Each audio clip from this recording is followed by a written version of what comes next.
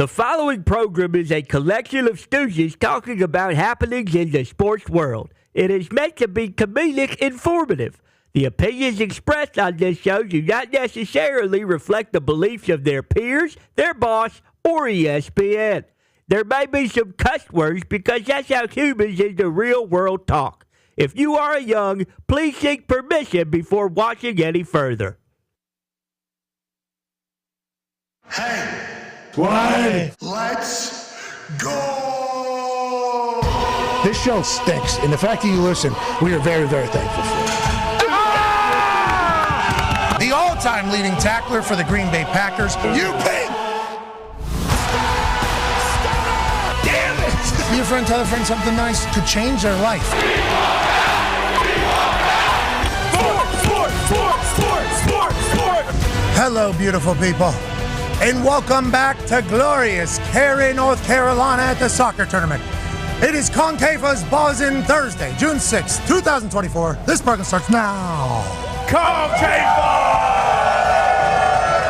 is buzzing after a big-time win last night. This tournament down here in Cary, North Carolina is one of the coolest things I've ever been a part of.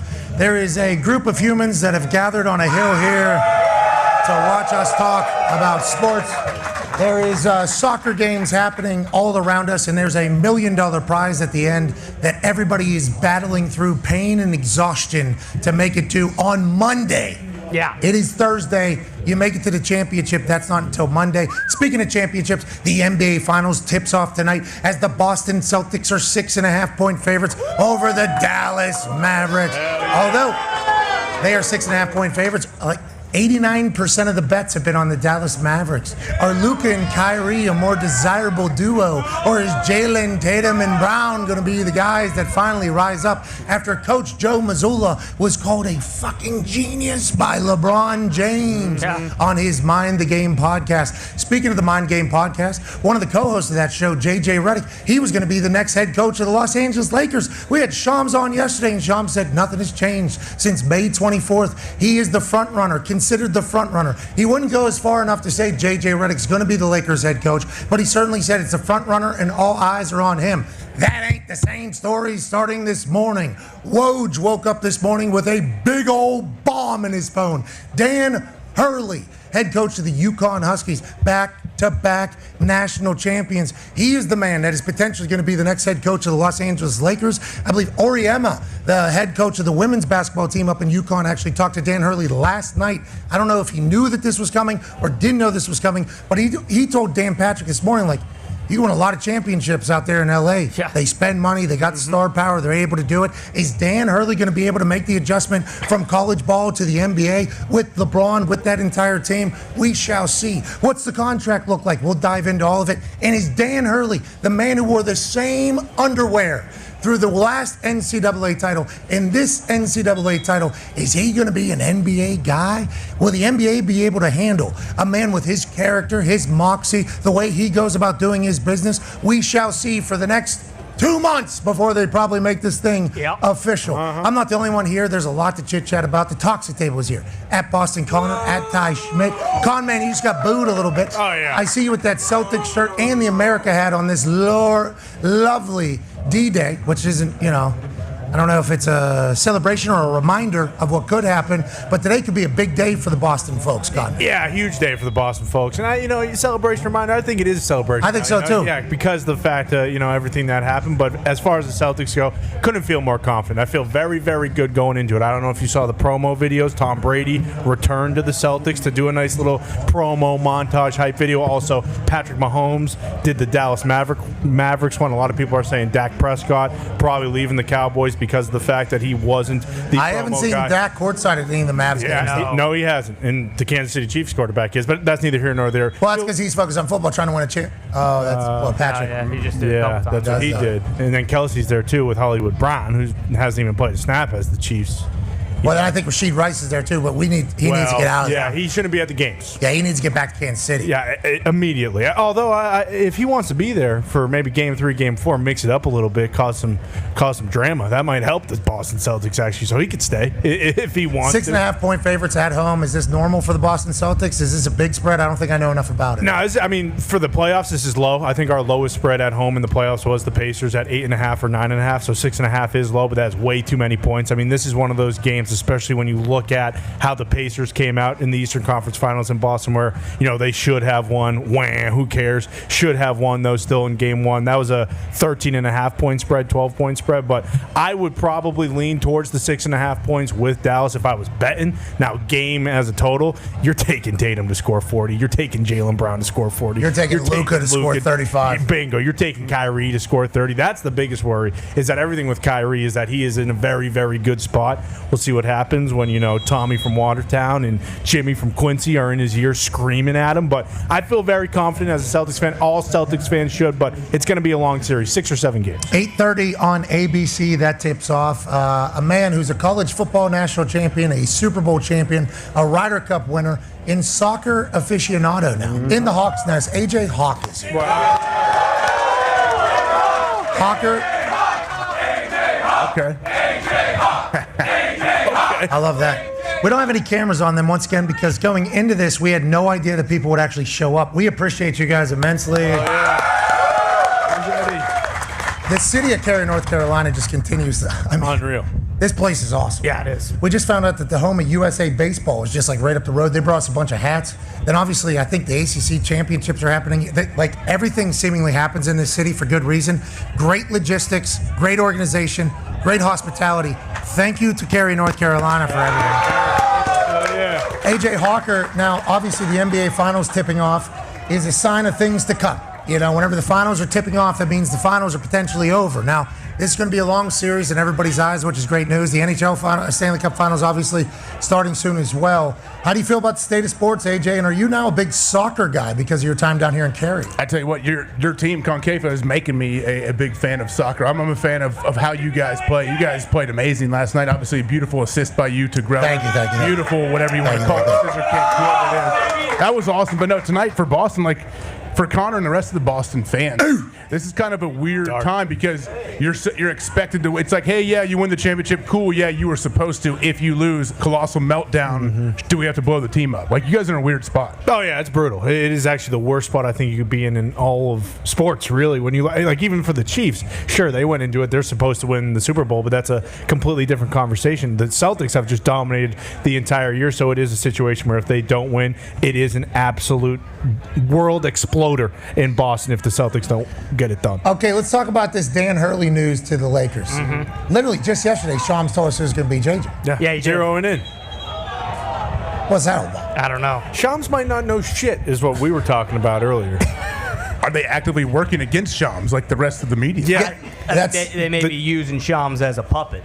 Hey, let's get this out here, kind of. Everyone's looking this way, and then we're going to slip in the back door, and we're going to go make sure that Dan Hurley's going to be our next. I think JJ Redick was on maybe with Levitard. I forget what he was yesterday. I think he was on yesterday. Oh. And he said something about as the Sham news. We'll talk about that after the finals or whatever, and then just kept the conversation moving. But he said it with almost a wink and a nod. Yeah. And it was like, oh, he's confirming that he's going to be the Lakers coach. And then this morning, Woj says, I still got my fastball. Yeah. I still have my fastball. Dan Hurley, though, as the Lakers head coach, I don't think any of us thought of this because I just view him as like a college ball guy. He'd be able to make the transition, right? As I'm talking to people that aren't really basketball people, our opinion matters. Dan Hurley feels like a guy who could reach people and coach people no matter where they are. I don't know the NBA culture well enough. I don't know what Dan Hurley does and how he does. I just assume the guy's going to be able to coach wherever the hell he wants and have success wherever he wants. I don't know if that's the right way to look at it, but that's how I view it all. No, I think that's the assumption. I mean, he's arguably, if not the best coach in college basketball. I think he is, right? I mean, that's not even like a... Well, I mean, look, guys like Patino are still there, so, you have some of the old guards still. But in terms of, guys right now, absolutely. I just think it's tough. He seems like the kind of guy where, if he were to go to a different team with a bunch of young guys where he can kind of, mold everything and do it that way. the LeBron aspect of it makes it tough because it seems like LeBron's going to kind of butt heads with whoever his head coach is going to be because he's obviously played for so long. He's got all of his opinions. So, like, and with how fiery of a guy Hurley is, like, I don't know if that would necessarily work, but in terms of just like, could this guy go win in the NBA? I think it's a no-brainer. We'll be talking to Chris Paul today in the second hour. He'll be here live. I mean, perfect day for Chris Paul to stop by with the NBA Finals tipping off. He'll give us a lot of game on that. And also, like, how players will respond to a Dan Hurley-style coach. He's front of the program. I think he's awesome. Yeah. I love everything. I love his moxie. I love his attitude. I love how he doesn't give a shit. Like, he is going to be himself. Regardless. Not bad for L.A., right? Los Angeles feels like he'd be, just like J.J. Redick would have been perfect for L.A. because he talks and he has personality and does his thing and he knows ball. It's like Dan Hurley going out there is going to be must watch. If he has success there, think of all the movie people that are like, we need to make character after Dan Hurley. Some stats here on this particular graphic. Shout out to Derek for putting it together. He signed a 6-year, $32 million extension with UConn last year, right? Yep. So that's like 5 point something a year. He could potentially be pulling in 14, 15 million in the NBA. He could certainly ask for that if he wanted to, with the pedigree that he has. His teams have been dominant. They have had no let up. Why not Dan Hurley for the Lakers? I was very intrigued with J.J. Redick. But then as I think about Dan Hurley making it, it's like... Why are we just hearing about it, too? Were they obviously, they've been talking to him, and they know that he is willing and probably to come do this, but why are we just hearing about it? So, I don't know, but allegedly, it might have been with the team, like the UConn team didn't want to get out. Right, down. Yeah, when you're leaving a basketball program, you have all these recruits, you have everybody that... It is a weird spot for Hurley, even. It's like bittersweet. Yeah, I get to go coach the Lakers, hopefully, and get paid a ton of money, but you're leaving... where you built this monster in UConn. A machine. It seemingly was a machine. The next 7-foot-tall athletic guys coming in here, like Kling Kong had, and then we're just going to keep doing this thing. And he had it like kind of ready to go, which is not easy to do in the modern world with NIL, with transfer, with everything. Not easy to do. Seemingly had it figured out. So I would assume they were trying to keep it as quiet as possible for the good of the team. Allegedly, Fox Sports is reporting that he had a meeting with the team this morning and told him, like, very real. I am talking to him, trying to be as transparent as possible. But, like, that's a tough spot whenever you're telling kids when you're recruiting them. And this is why when college coaches leave jobs and go other places, we talk about it. We're like, oh, this team got better because they got this coach. It's like there's probably a lot of uncomfortable moments with that coach because they went into families' houses. And said, like, hey, come to my school. I will help become boy to man, make MBA. This is how we run things. And then all of a sudden it's like, well, actually, with that being said, there's like a $10 million more per year job that I'm going to go get. And that's a lesson for you guys. You guys, if you guys ever get this opportunity, you should think about doing it as well. I assume that's why it was so quiet. And what's kind of awesome for LA, it's like, hey, you get the #1 college football coach and college basketball coach now. Like Harbaugh and Hurley all of a sudden kind of run LA together, and they're almost like. And McVay looks like he's in college. McVay is still a college guy. Like in the Clippers, Ty Lue still a college guy. You could say it's kind of great times for LA, no matter what team you root for. Yeah, I'm pumped about that. There is so much to chat about on this glorious sports day. I think every team now is in OTAs. Is that what? I think so. I believe so. I believe everything. Congrats to the NFL. Yeah, they made it. We did it. Sad news, not good news. Kansas City Chiefs had to cancel their day today because there was a medical emergency with somebody on the team. Yeah. Have we learned any more about that? Yeah, so allegedly it was during a special teams meeting. One of the backup defensive linemen went into cardiac arrest, and then they took him to the hospital and canceled everything else for the day. So I don't want to, that's T's and P's. We've heard good news. Good news. We've heard good news, medical-wise good news, but they have canceled their OTAs today, and it's not like, obviously, the Chiefs can do whatever the hell they want. They have a good enough team, but this is something that's very tough to deal with, especially in meeting room. Imagine that happening in a meeting room. Imagine how scary that is. Scary as for hell. Everybody involved. Somebody sitting next to him like, hey, Tobe, like something's going on here. Get the trainer in here. We need to call an ambulance. We need to get him to a hospital. Like, that is a pretty traumatic event to happen.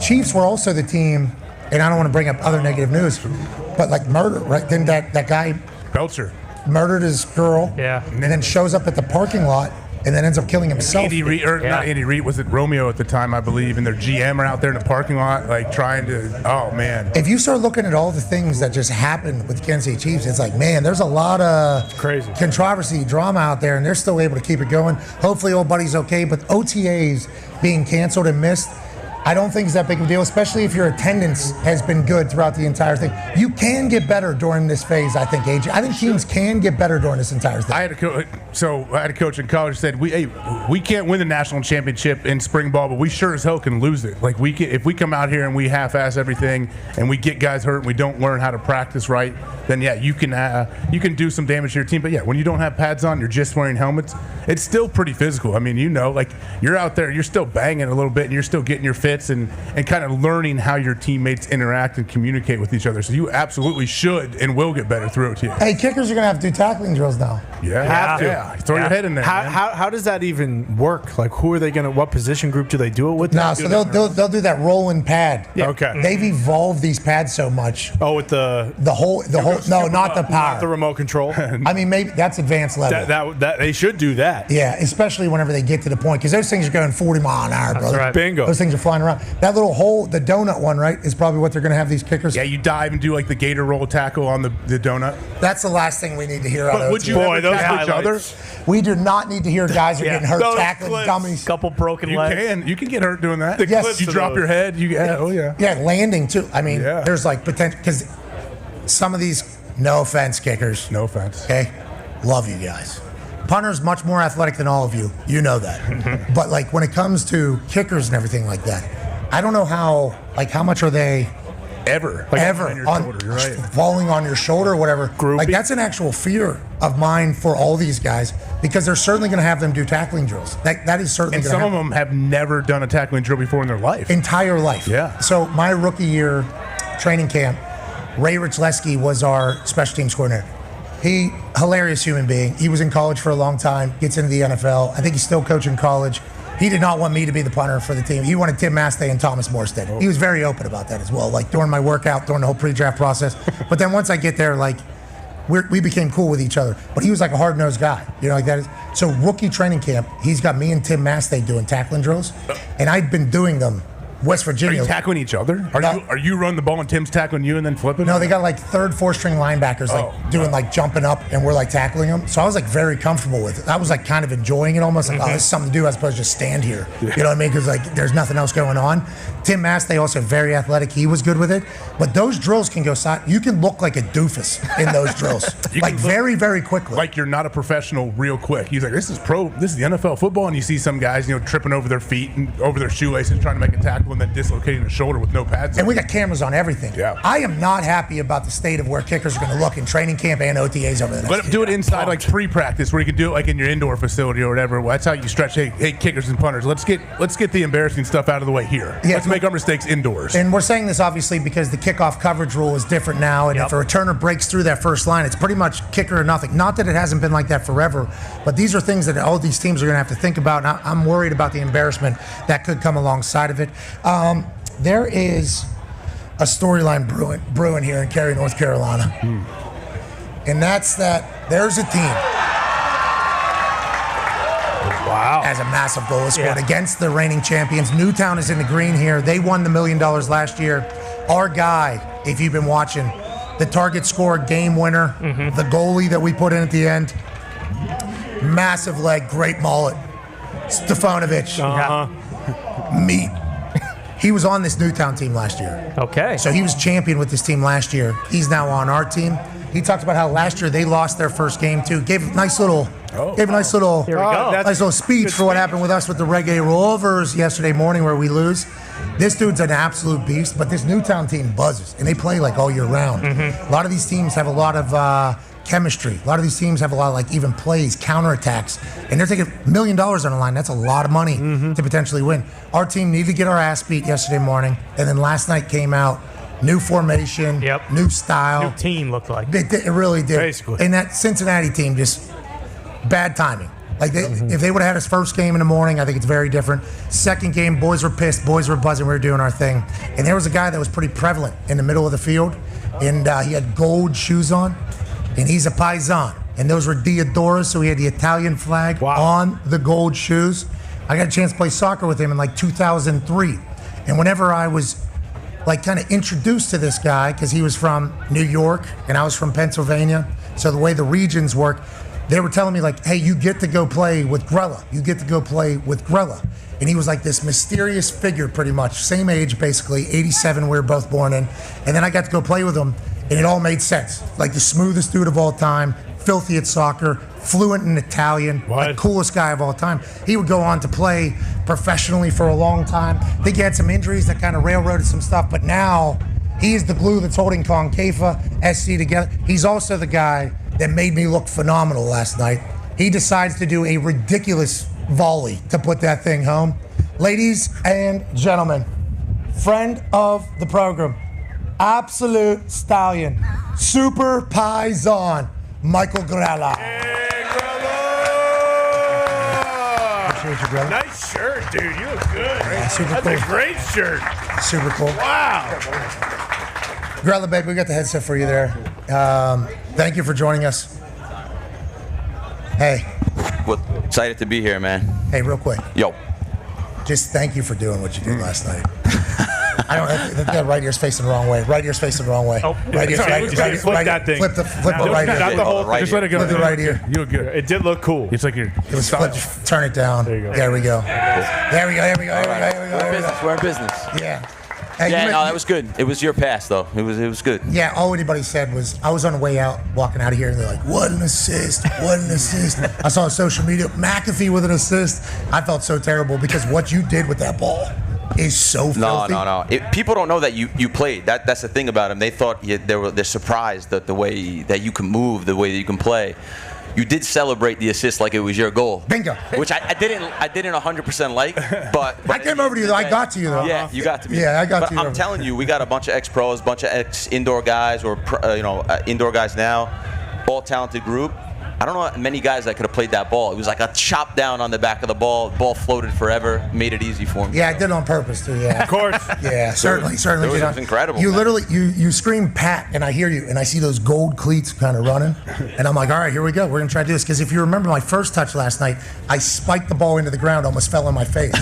I had this great plan. The ball came into me. I was going to outside of the foot pass it, and then I was going to peel. Yeah. Old buddy was going to put me through. Like I was going to outrun anybody. No, legit. And instead, I hit the ball into the ground, almost fall on my face. Almost a counterattack, we lose. Like that was almost the problem. MCL, ACL was in trouble. Bingo. Yeah, that is exactly the case. Yeah. So I appreciate that moment happened. That's why I was celebrating. And there was a chance I was going to act like I tore my hamstring during that too, so I didn't have to play the rest of it. But I'm having so much fun. I'm really having so much fun out here. You obviously work for CBS, still cover the game. That's right. Yep. In a very massive way, alongside Coach Tony Meola. How often do you get to play? And when you're out here, does it feel like the old days whenever you're playing out here? I gotta tell you, we play. You gotta move that closer to you. The wind is bananas. Yeah, got you. I play once a month back home. I got 3 little kids now, so I spend a lot of time with them. But I only play like once a month and try to keep somewhat fit. Knowing that I was going to come down here, I obviously played a little bit more and worked on a little bit more. But it's not something I spent a lot of time on anymore. You know. Yeah, well, me neither.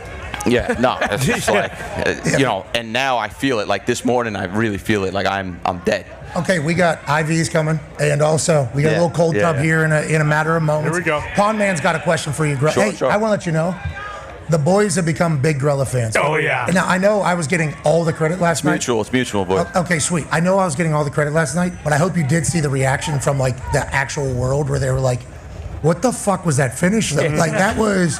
So as you're running at that, you're thinking to yourself, I'm going to make this look as filthy as possible? Is that literally going through your head? No, you know what? It's the Paulo Di Canio. I don't know if you remember him, but it's that's sort of volley, scissor kick, or whatever you want to call it. But by getting up there, I think you make where the ball is like level ground.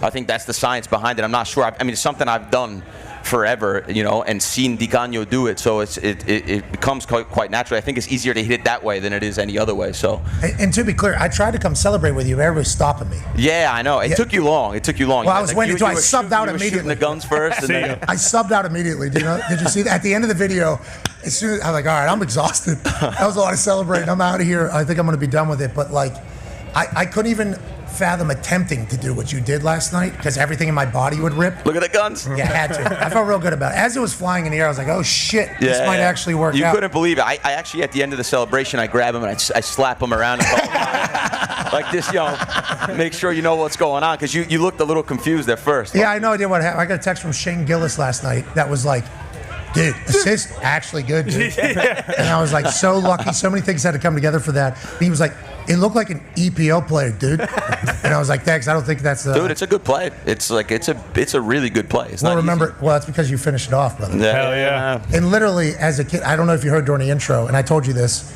and you were pumping me up all day yesterday, so I appreciate that. That's good leadership.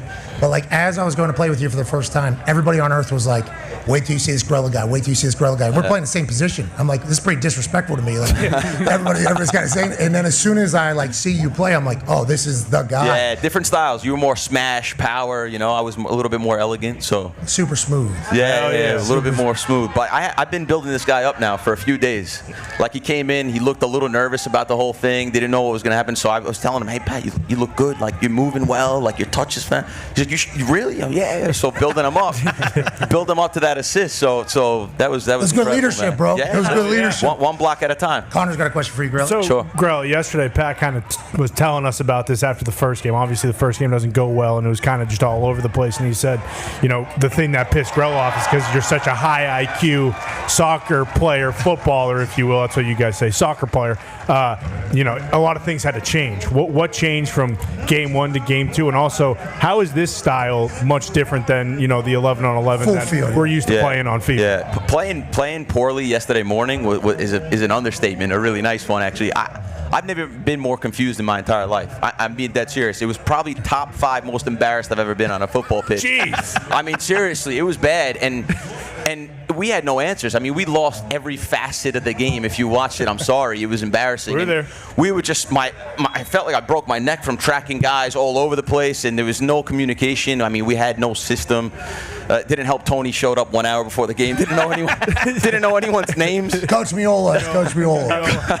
So Tony's the best, but so we figured out, we made a change that credit to Jimmy Conrad, a guy I speak to, ex-U.S. men's national team guy. He goes, Grella, you got to play this way. And what it was a 3-2-1 Christmas tree formation, if you could imagine. Starting at the back. Numbers start at the back. Right. Yeah. It's numbers start at the back, but you kind of try to keep everything on the outside of you instead of tracking guys around. You know, we played the Reggae Boys, a lot of young, fit guys that were just all over the place. And for guys like us, we can't track them. That's not playing to our strengths. So stop tracking guys, following guys all over, and just sort of trying to stay in our shape more so. And then the attack, just try to let guys express themselves more and keep it, be a little bit more patient. That kind of did the trick. So we'll see. We'll get another test at it tonight. You know? Which country is kind of the founder of playing that particular style? Christmas tree is Italian football, AC Milan, back in the day. Okay, they won Champions League. Change it up. They won Champions League doing that. You know what I mean? You guys defend, protect yourselves at the back, and then other guys can express themselves and go forward. Kaká, Pirlo, all those guys. Yeah, of course. Hey, grazie. Gabagool is out there smashing the ball around. Croissant has so many goals. Oh, so good. So good. Go ahead, Ty. Yeah, Grella, going into this, we're looking at you guys' roster, and it's like, okay, there's a lot of guys, like for a guy like me who's not a massive soccer fan, like I recognize several of the names, and you kind of just assume, I think, like, hey, they have so much talent. You look at some of the other teams, it's like you don't really notice that many of the guys' names, but you understand, hey, these guys play in the MLS or whatever the case may be. How difficult was it, though, like, in terms of just like the camaraderie? He helped put the team together too. Okay, so like being able to play together, like I think coming in, I kind of just assumed, especially when you get to the target portion, it's like, okay, the guys with the most skill, like the teams with the most skill, like they're just going to end up winning because that's kind of smaller pitch, obviously smaller goals, but like how difficult is it coming out here and playing when you're playing with several guys? I mean, I don't know how many of these guys you've played for in the past, but like how difficult is it when you haven't played with any of these guys before? That was the thing too in the morning. We don't know each other's tendencies. Thank God Pat and I played 21 years ago together. We remember that little combination came out. But it's hard. It's hard to also make sure everyone likes each other. But we have a really good group. Foss did a great job of putting the group together. I only helped a little bit. But, Getting a goal tonight. yeah, and he's done so much. And everyone, even just in early stages, has taken on like a role and a responsibility. Everyone's happy. It's a really good vibe. I think the indoor boys that we had stayed up last night till 1 a.m. wrestling each other, trying to choke each other out. So that's what they do, though. So that's what they do. They are a wild bunch. Oh, you gotta wow. let them be themselves. Jiu-jitsu guys apparently, and they were complaining at breakfast who choked who out and who was breathing heavier. So what the hell? Yeah, we got a 1 a.m. group. Yeah, they cleared the tables out of. We have a room at the hotel where all our shit is. have food in there, have some recovery stuff? No, apparently they didn't clear the tables. They wrestled right in between the tables, banging into all of it. Yeah. So we had I had a chance to enjoy some cigars with the Arena Boys last night. Sure. Nice. Until about 12:31 a.m. They live a wild life. They're nuts. That Arena Soccer League's a real thing. It's on CBS, right? Don't they? I think CBS has MASL rights, and I've been told that they get really high ratings. It's like small, indoor. What's futsal? Is it similar to what is small ball, right? Futsal has no walls. Oh, it doesn't. That's more than I know. But I know the football is different. I know the ball is different. It's kind of like a dead ball. It doesn't bounce much. Okay. You know. But they had a lot of things and input on how we should play because it is a smaller field. And obviously the outdoor ex-pro guys, ex-MLS guys, Jeff and Zat Knight played in Europe and myself as well. We had a lot of input into how we should approach the game as well. It's actually right in between. We figured out yesterday because we tried the indoor stuff earlier on in the day. We tried some of the outdoor stuff. None of it worked. It's kind of a new game where you have to put all those things together and sort of figure it out. Hey, you said letting guys express themselves. You're going to pack, 3-2-1 and get, what does that mean exactly? Is that like in a basketball, like I want Jay Tatum, let him express himself and isolate and go to the hoop? Like what does that mean? That's exactly what it means. Yeah, you want the good players in space and let them play, and pass and move and not have sort of set plays for them. Defensively, I think you're like more organized in the way that you want to approach the game and it's a little bit more rigid in the structure that you want to have. But once we get the ball, I think it's more free-flowing and get better players in space with the ball to do what they can do and express themselves, you know what I mean? Just like isolation. Like football. Just give the ball to your playmakers in space. Exactly. Okay. How many times can you get them in situations where they can be successful? And also, like football, we are in a shell coverage right now.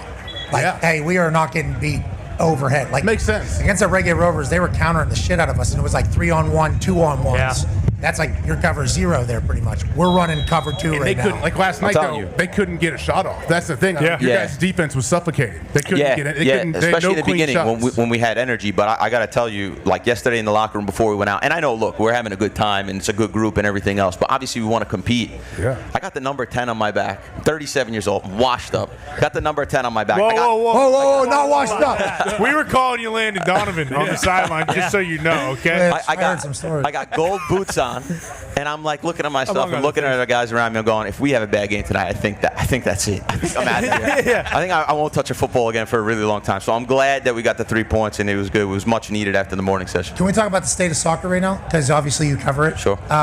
You guys are covering what on CBS? International, MLS, everything? You guys talk all ball? We're doing. So I got brought in to do Serie A, which is Italian football, right? Probably. Grazie. Yeah. Second best league in the world right now. I would say. Behind MLS, obviously. Of course. Right. Yep. So MLS creeping up there, but then we launched the Golasso Network at CBS, and so that's covering everything: top 5 leagues, women's football, national team football, Euro Cup, covering sort of the world of football.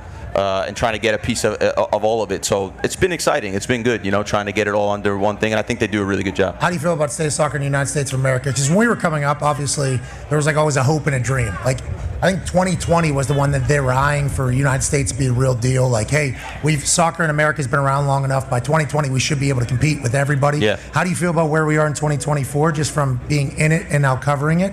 And what do you think the future looks like? We're going to win the World Cup, right? I mean, that's happening. Coming home. That's going to happen. I think at some point, right, you would have to soon. I don't know about soon. Next one. Yeah. Then I disagree. Oh, well, you don't know shit. You don't know shit about soccer. Yeah. So, but I think the athletes are really good. You got the Weston McKinneys, the Pulisic's, the Tyler Adams of the world, Tyler that I play with. I actually spent a lot my last year of my career with Greg Berhalter, who's the coach now of the national team. So I think they have a good group. I think we're still some ways away from winning it. You look at the top European teams, you look at Argentina, you look at Brazil. The difference is still there. No, Messi's playing for America. Yeah, he is. Because they're different places in the world. Because he's in the MLS. Yeah. And plus, now we got that 14-year-old kid that just signed with Man City, who's going to the academy. Yeah, kid from Philadelphia Union. Yeah, he's the next one up. Yeah, I mean that's also a positive thing. Like I said, I think it's moving in the right direction. Man City and Chelsea and massive clubs in England, what they do is they have a roster of about 1,000. Well, they hate Americans. Why do they hate Americans? No, they love Americans now. Well. So the progression was they used to only sign American goalkeepers, right? So guys like me and Pat had no shot. No, you. And then it started to move to the midfielders, and then we had some good defensive midfielders, and then now the strikers, obviously. And so now the American players actually sought after in Europe, but these big teams they can sign 1,000 players and take gambles on them, basically. So you sign a 14-year-old who's got some real talent, you spend $1 million, $2 million on them, and then you loan them out and see what you get. And if you don't get anything, $2 million is not really a lot for them in the scheme of things. And if you do, you get maybe potentially a $60, $70 million player. So that's sort of the schematic behind that. But it's good to see Americans even getting in those sort of opportunities and conversations. Yeah. Did you do any academy stuff? It wasn't really that prevalent, right? Whenever we were going, I mean, in America, I guess Philly has one. I guess Chicago has one. There's a bunch of IMG. That's new. That's a new thing, though. That was not always there. There was not really like established academies. Yeah, so you didn't do that period. No, we didn't. No, I was in the same boat as you for a long period. It was like you went state team, region 1, and then you try to get in the national team, which I got in the national team. I don't know if you did. Never, right? No, yeah. Yeah, son of a...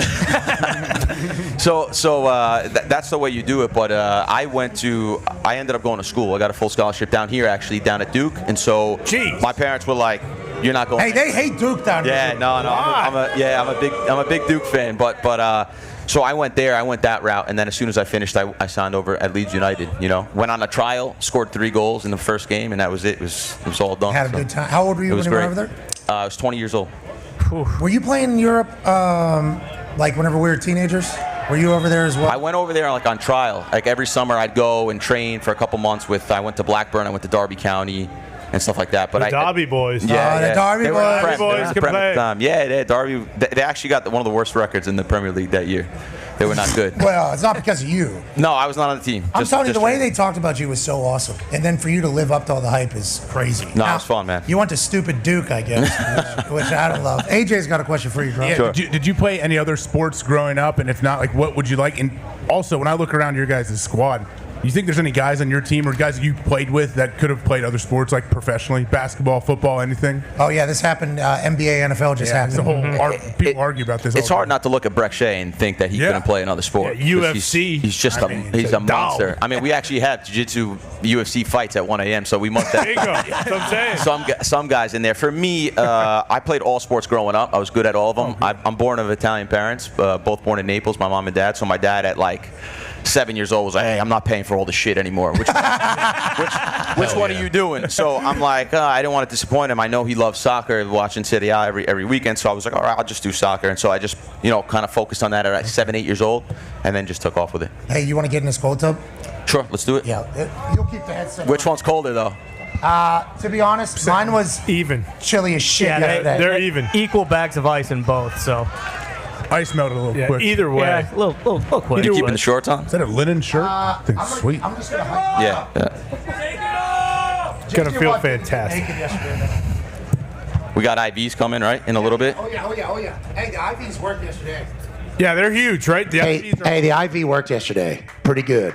Yeah. Got a little Toradol juice in there, too? Fossey was telling me that you were the new man after you got it. Oh, buddy, yeah. He told me it was the first time for you, too. The, you were all nervous. The IV thing, yeah. I don't like getting stabbed, and especially with how big it is. I mean, I saw the hole they were putting in my arm. Oh, yeah. They're like, you just got to think about how good you're going to feel afterwards. It's like, well, I've never done this before, so I don't know how good I'm going to feel after. And I'll tell you what, they were right. They deliver. You know how all those, like, Las Vegas has them? I think, like, you can get the IVs, and now it's like a modern thing. Like, hey, get IVs to your house during bachelor parties or everything. I'm always scared to do that because of needles and everything. But yesterday felt like a necessity. Boy, we're going to ride that Toradol train for the rest of this entire thing. I know, we got some coming up. How's the body feel, though? You feel like you're going to be able to be good? Because you've become a massive piece of our entire team. Now, let's go, Grella. Yeah, no, listen, I sat down in the toilet this morning. I didn't know if I was going to be able to get up. Yep, that's a problem. The quads were mushy, but we'll see. Well, I'll be all right by tonight. Yeah, because I can go for 45 seconds at a time. You got to run for like good 5-6 minutes each time. Let's go ahead and remember that. Do you keep track of all the other sports?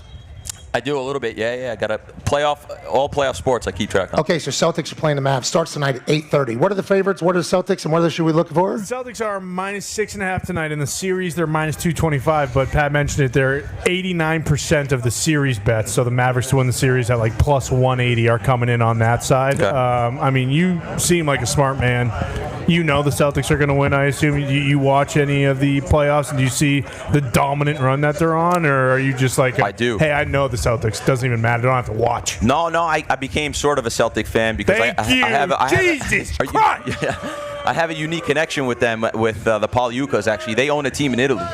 So we have conversations about Italian soccer and about Atalanta, the team that they own, that actually just won the Europa. Is that Atlanta? No, yeah, Atlanta with Okay, they got Atlanta. same things. Okay, got it. So they have a, I think, majority stake of the Celtics. So they invited us over for floor seats, so we became fans of the team. And obviously Tatum's Duke boy. I know you all love Duke. So so I became sort of a semi-Celtic fan.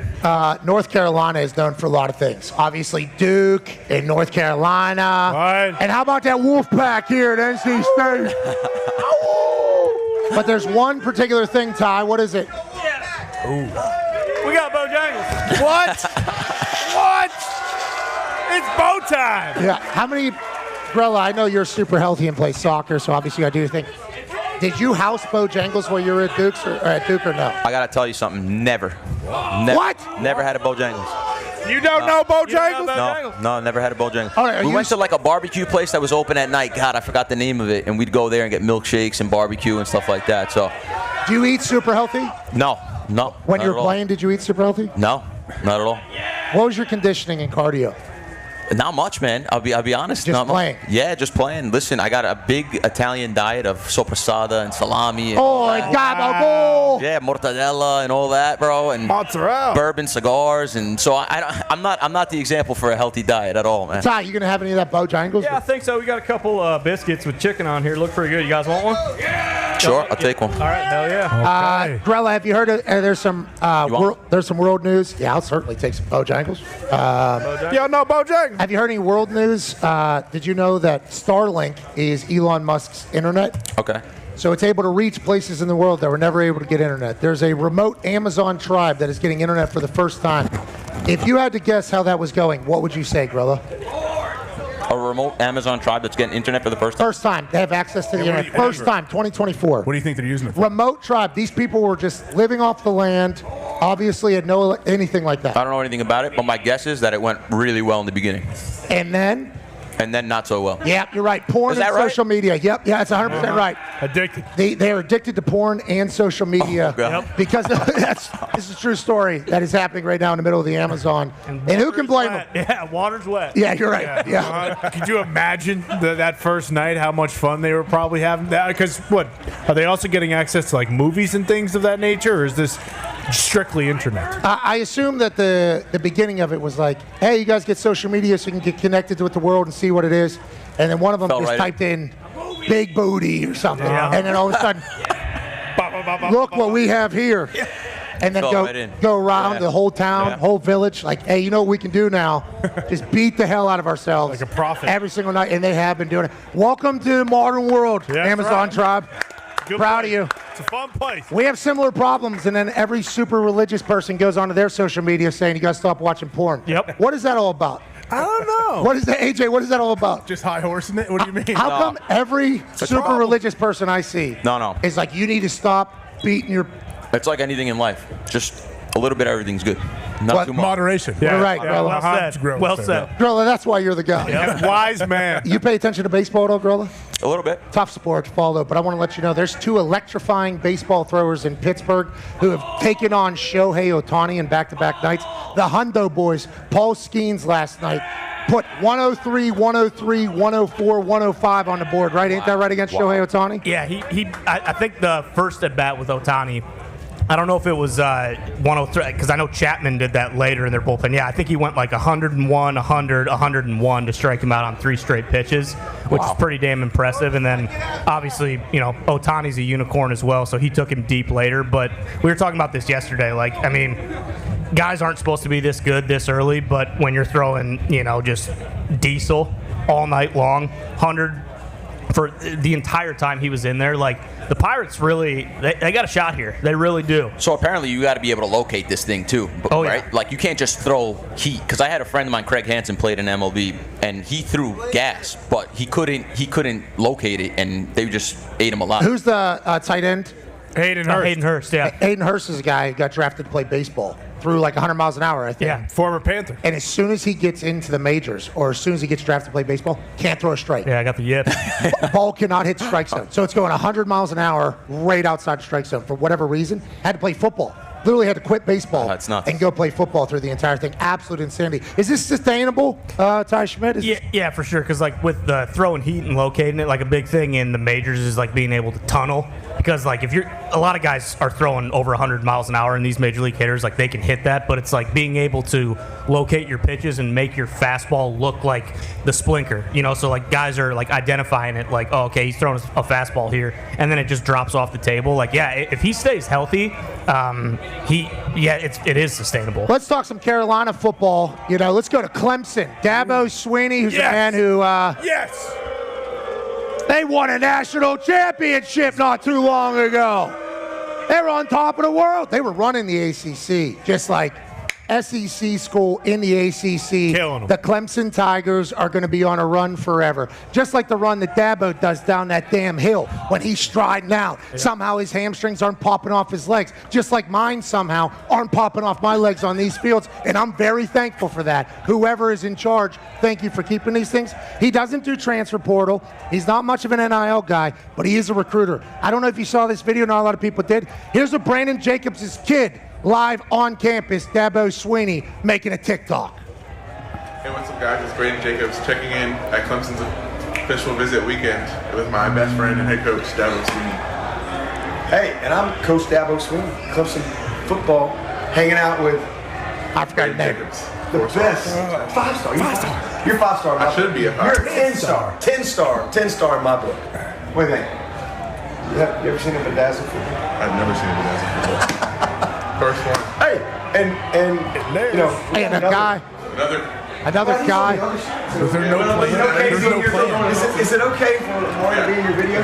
Still going Clemson. You be in the video? Yeah. A lot of battles between these two one day. A lot of battles.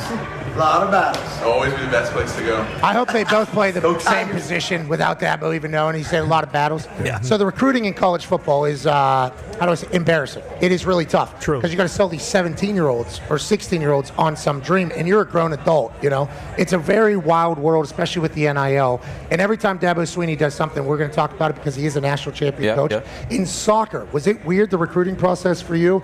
And now, is NIL cracking into soccer, do you know of? And how is it kind of play out? I'm not sure if it's cracking into soccer yet. I would imagine that it's only a couple guys, if any, that are getting. Who are the guys? Do we know who the guys I'm are? not sure. I would imagine the top 2 ranked, the What top schools? 5 maybe getting some stuff. Probably the top schools. ACC is the best soccer, from what I understand.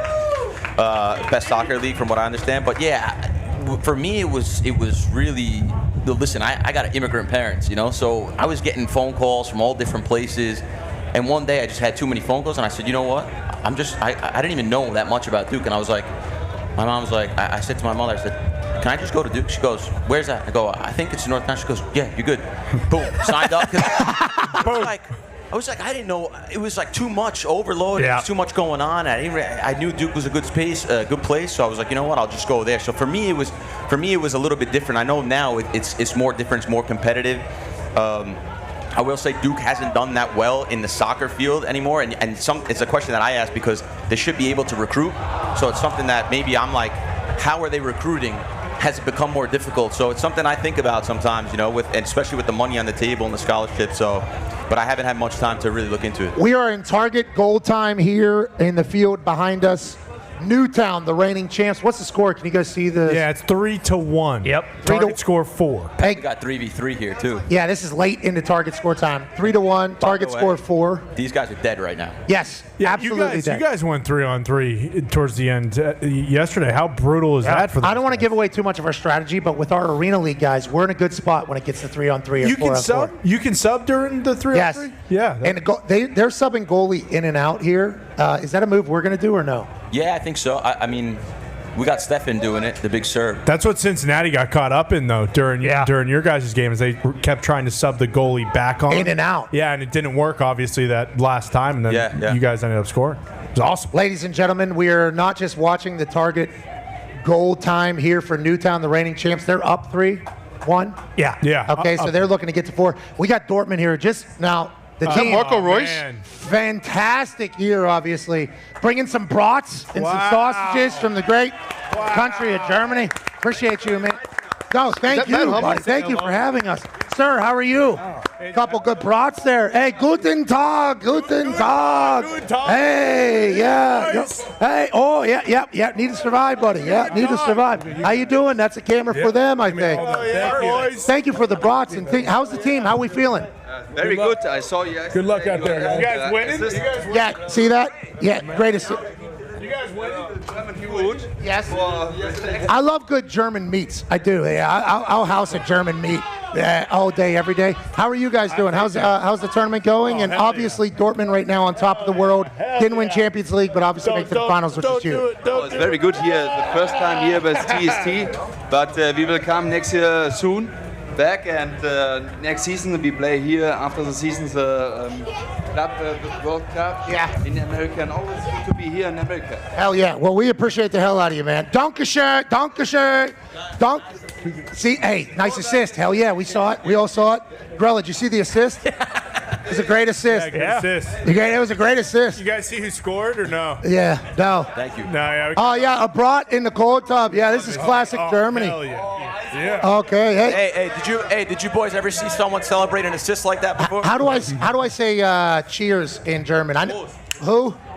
Prost. All right, here's ein groß Bier, bitte, groß. Yeah. Yep. Cheers to the boys. Cheers. Cheers to the boys. Cheers, I'll boys. take an ice cold Prost. What is this? Cheers, boys. Thank you. Sky blue Kolsch. Ice cold Prost. Yeah, there you go, Grella. All right, Dortmund. Yeah. Here you go, AJ. Oh, thank you for the jersey. I mean, that is legit. I feel like a real player. Nasty kids. I can't put it on right now because Concave is rolling, but I do appreciate this, That's boys. a delicious beer. Oh, yeah, I'll take it. Okay, let me see that. I'll get it back. I'll get it back, don't worry. Hey, thank you so much, boys. Cheers to you guys. Cheers to you guys. Safe travels back to Germany. Prost. Safe travels, boys. Prost. Prost. Prost. Prost. Prost. Prost. Hell yeah, Dortmund. Thank you, boys. Thank you, boys. Cheers. Cheers, boys. Cheers, boys. Cheers, boys. Thank you, Dortmund. Quite a little soccer celebration down here in Cary, North Carolina. Got Germans here. Hey, appreciate you guys. Thank you. Great assist. Yep, thank you. Thank you. Hey, it's not working. Yeah, it's not going to be great. Hey, how about that assist, man? Huh? Greatest play you've ever seen? Yeah, probably. Thank you. All right, see you later, brother. Thank you. Dankeschön. Dankeschön. You're super handsome, man. Yep, absolutely. Good lads. Good lads. Grella, did you hear that? Fucking great assist. Great assist. All of them, they're from Germany. They're I speaking know. German about my assist. You never know there was a goal on the back of it, man. I loved it. TST, as soon as the game ends, I'm cramping all over the place. We're celebrating. And Gumpy's like, "Pow, the internet is alive right now." I'm like, sweet, I can't wait to see it. The TST account goes, "Pat McAfee with an incredible assist." I'm like, oh, no. No. And I start reading the comments, and they're like, what about Grella's? Are we not going to talk about it? I almost became like heel in the entire thing. No, the worst was another network was like, oh, and Breck Shea with the karate kick. No, that was the announcers. Yeah. That was the TST announcers. It's on ESPN, though. You're a CBS guy, so they were trying to. You know what's nuts is I think the announcer is Mike LaHood, who's a guy who works with me at CBS. He didn't even know it was me. So he's jagging y'all. Oh, yeah. So they're just dumping on you, Grella. What's that all about? I don't know. Are they down to 2-on-2 right now? Yeah, that's what this little guy was telling All me. right, let's watch this thing. Wow, this is awesome. Hey, Grella, you guys are super physical. Yeah. Were you yeah. expecting? Like, is that the plan? I think, you know how we talking about the shape before? Yeah. When you come into that shape, you have to get hit. Like especially your big dudes playing defense. Like Yeah. they're not. Like, Yeah. Did you tell Breck Shea to Bulldogs. Punishment Martinez, Damian Priest chokeslam that guy onto the ground or no? No, that was Breck Shea's own thing. But I was right there to help him out right away. Man. But yeah, that once you come into that shape, you got to feel us a little bit. You know, Yeah. that's sort of our Well, strength. you guys are being felt. I love that. We got to go American toughness on our team. Hell That's yeah, it. we I do. mean, we're bigger, slower guys, so that's We are Whoa. bigger, slower team. We're bigger and slower than you, and you're going to feel it the entire time. So this is 2-on-2 right now, including a goalie. Is the score still 3-1? Yeah, still 3-1. 40 seconds left unless 3-1. they don't take people Do they go to 1-on-1, Grella? Do we know the rules? I'm not sure. Oh my goodness. Braveheart? Okay, they have to be so tired. This is awesome. Shoot it. That's the goalie there wearing the penny for the Newtown team, who are the reigning champions of TST. Taking on the blue team, who we do not know their name, but we know they are certainly in one. If they get the ball, they can score and make this thing 3-2. Well, we have another upset in target score time. Last night, somebody came back from being down 4-0 to score 5 straight goals. Newtown, passing the rock, seemingly can get an easy shot anytime they would like one. Bang, there it is, goal. It is over. See ya. Newtown wins 4-1. The patience is paid off.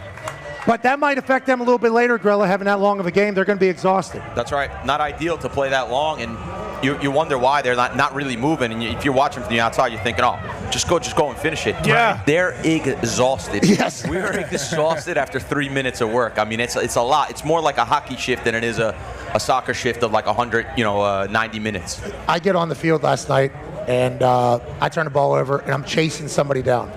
And then I run all the way back. And everybody's like, good running, good running, good running. And Grella comes up to me.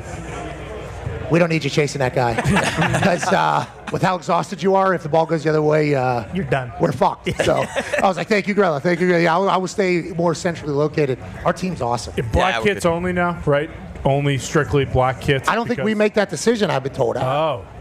I heard it's black kits only now. It should be. That's what I heard. Didn't you guys lose the white ones? No, I heard we got the confirmation. No, I heard we got confirmation that it's black kits only. Black kits only, yeah. And sorry. Yeah. When you're built like me, Grella, the white kit's not a good, Me and Steph The and black Ovich. kit makes you look a little slimmer. Bingo. But like I said, and I'm going to build you up again, you look fantastic out there, dude. You look great out there. Come on, we're having beers in the afternoon. We got Burnley tonight. Yeah. They're going to think we're not taking it serious. Shouldn't be. They suck. They're the worst team in the entire tournament. Did you? They shouldn't be here. Were you in this last year, Grella, or no? I don't remember. I wasn't. No, I wasn't. I was invited to play with Clint Dempsey's team, but I didn't come. I was not fit enough. I was like, nah, no We way. tried to get Clint Dempsey on our team. He turned us down. Yeah, he's playing golf right now, probably. What's that all about? Big golfer, man. He's just lost the passion for soccer, and he's just golfing now. You too? You're a big golfer, right? Big golf. Yeah, I enjoy it a lot. Yeah. No one can kick me. I can't get hurt playing it, so. So you do TV and golf now? And dad? Predominantly. And dad, yep. You can get hurt too, by the way, if you run a red light or something and caught my polio over and yank you out of your car. Just to be Yeah, that happened in Louisville. Okay. Don't be golfing in Louisville. Yeah, don't golf there. We saw the clips of that come out, though, right? And Oh, yeah. Grella, we've actually covered that pretty. We did some real journalism on that. Yeah, closely. Nobody's talking about it. Seems We like did- Scotty's still the man. Huh? Scotty's still the man. Yeah, he went 500 that day. Yeah, He was right. in a jail 66, cell. 66. I saw that. He's Yeah. phenomenal. Hey, Grella, I appreciate you so much, man. You made me look good when we were teenagers, and last night you made a highlight that I'll run with for the rest of my life. Pleasure, man. Got to score tonight. We got to beat Burnley tonight. Need to beat the shit out of Burnley. 10-0. We had a good breakfast this morning. A majority of the boys were there at first watch. Felt like everybody's kind of dialed in. We understand what style of play we're going to go for, and I think we got a good chance at this entire thing. Listen, we got something now, right? We got some shape. We got something. So. We got you. When can Yeah. we watch you on CBS? CBS, right now it's a little bit slow time, but once the season start up again, there's a weekend program Saturday. Yeah, but aren't seasons all the time, AJ? Isn't there some tournament that's a You never stop. You guys do some tournament all the We'll be covering time. the Euro and the Copa America as well. So yeah, we'll be on every weekend. The Europe. Golazo Network, yeah. Do you think they'll ever put the Europe trophies up against the CONCACAF champions, which is us, They should. the United States? They will. We'll see. Yeah. I'm sorry, you guys call it CONCACAF. Well, Copa America is going to have United States in it and a lot of big teams. Oh, yeah. So if they win that, that's massive. right. Time. Are we going to win that? It'll be interesting where we place. I don't think we can win it. Well, remember, Messi, Like I said, Messi's playing Argentina, with Brazil's us. in it. Messi's playing with us this time around, though. He's changed his I name wish. to Lou Messi. I wish. He's man. got citizenship. Yeah. No, We he's got playing- him. He's actually playing against us, so and that's a fact. What? Too, so I yeah. thought No, he's on America. I thought he was out. He plays in the MLS. Yeah, it's Argentina. No, I thought he's saying, hey, I can't play against America because I kind of favor them more now. It's my but home now. I won't play against Argentina either. No, I think he likes our money. I'm not sure how much he likes the United States. Well, loves our money, and we're giving him a lot of it, and for good reason. Just like we should be giving you at least $1 million after we win this thing. You're a pillar of this team. We appreciate you. Ladies and gentlemen, American soccer legend, out of Duke, Mike Grella. I don't know if I'm going to be able to get out of this club, man. Yeah, it's pretty high. You're stepping on your shades, too. That's not good. Oh, That's true. Need the. Oh, today I was able to stay a little bit longer. You know why? Why's that? We're a little bit more sore. Oh, okay. thanks, boys. Yep, we're a day on. Hey, I appreciate the hell out of you, Grella. Hell yeah, Grella. Thank you, buddy. Appreciate you, man. Appreciate you. You're the man. All right, hour two will be on the other side of this break. Chris Paul will be joining us to talk NBA Finals, and also Dan Hurley becoming the next LA Lakers coach. I'm sure there'll be some other shit popping off here at the soccer tournament in Cary, North Carolina. What a beautiful city. What a beautiful town. What a wonderful tournament we're lucky to be a part of. Take a broad on the way out if you need it from our friends in Germany at Dortmund. I couldn't understand what he was saying. I don't know who any of those people are, but I think there was a famous guy in there. Yeah. So, Guten Tag and Dankeschön for stopping by, Dortmund. We'll be back on the other side of this break. Be a friend, tell a friend something nice that might change their life. Goodbye.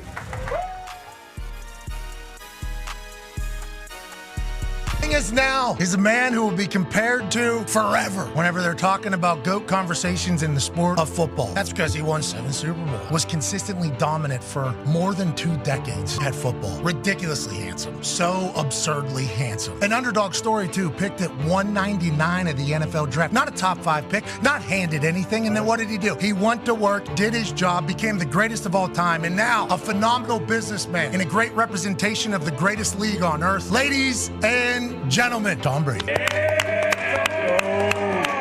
Hell yeah, What's dude. up, my man? Tom, I thought this was all potential gimmick rip. I didn't know if you were actually on the show. I'm so pumped you were here. Hey, we love you, dude. We love you, Tom. I appreciate it. When you're 40 years old and you've won 6 Super Bowls and you're already being called the GOAT, was there anything to you getting to the point of just being, I'm tired of Bill Belichick talking to me like I'm a 23-year-old? Because that was kind of the lingering at the end of your time at New England. There was so much people just trying to create some division that most of it was untrue, but it's just the way the world works. And naturally, I think division from within is a big problem in these team environments. And I don't like seeing any dysfunction in team environments. Obviously, my respect for Coach Belichick is pretty well documented. He was an incredible leader and coach for our team. And I tried to do my best every single day that I took the field. I knew that he did the same thing. And I think that's why I respected his coaching so much. But whenever they talk about the Patriot way, that is normally the reason that is given, is like the Patriot way, the Patriot way, the Patriot way. I've never used that term in my entire life. I think when people say it, I'm always like, what's the Patriot way? It sounds like the title of a book. I think what we tried to do was we tried to do things the right way. I think we tried to practice the right way and prepare the right way. What happened on game day was ultimately a reflection of what we practiced. And I thought we had great leadership from our coaches, and it filtered down to the guys who really drove the culture. We had so many guys that I played with over the course of a lot of years that really understood that, okay, I'm going to care about my teammates and I'm going to care about helping the team win. There's a guy on our show who is a diehard Patriot fan. Boston Connor has a question for you. Yeah, Tommy, I have to. What's up, Boston? I have to start and just say thank you. You know, my whole life has been incredible because of the fact that you have won 6 Super Bowls. And, you know, I'm a loser every day, but I'm a winner as a football fan because of you and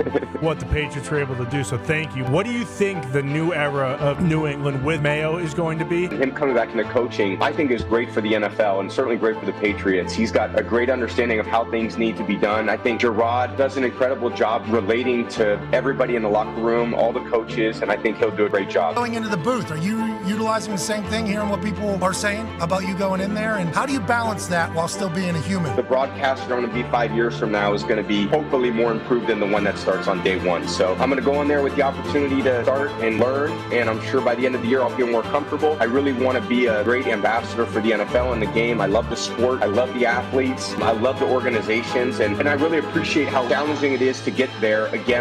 The following program is a collection of stooges talking about happenings in the sports world. It is meant to be comedic informative. The opinions expressed on this show do not necessarily reflect the beliefs of their peers, their boss, or ESPN. There may be some cuss words because that's how humans in the real world talk. If you are young, please seek permission before watching any further. Hey, what? Let's go! This show stinks, and the fact that you listen, we are very, very thankful for. The all-time leading tackler for the Green Bay Packers, you pig! Damn it! Be your friend, tell a friend something nice could change their life.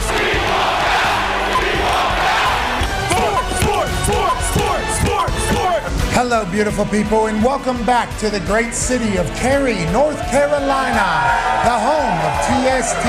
This is Concave is Buzzing Thursday, June 6, 2024. Hour 2 starts now. Concave is buzzing. That's the team that'll be playing Burnley this evening, which is JJ Watt's squad, who I believe has been mathematically eliminated from TST before anybody else.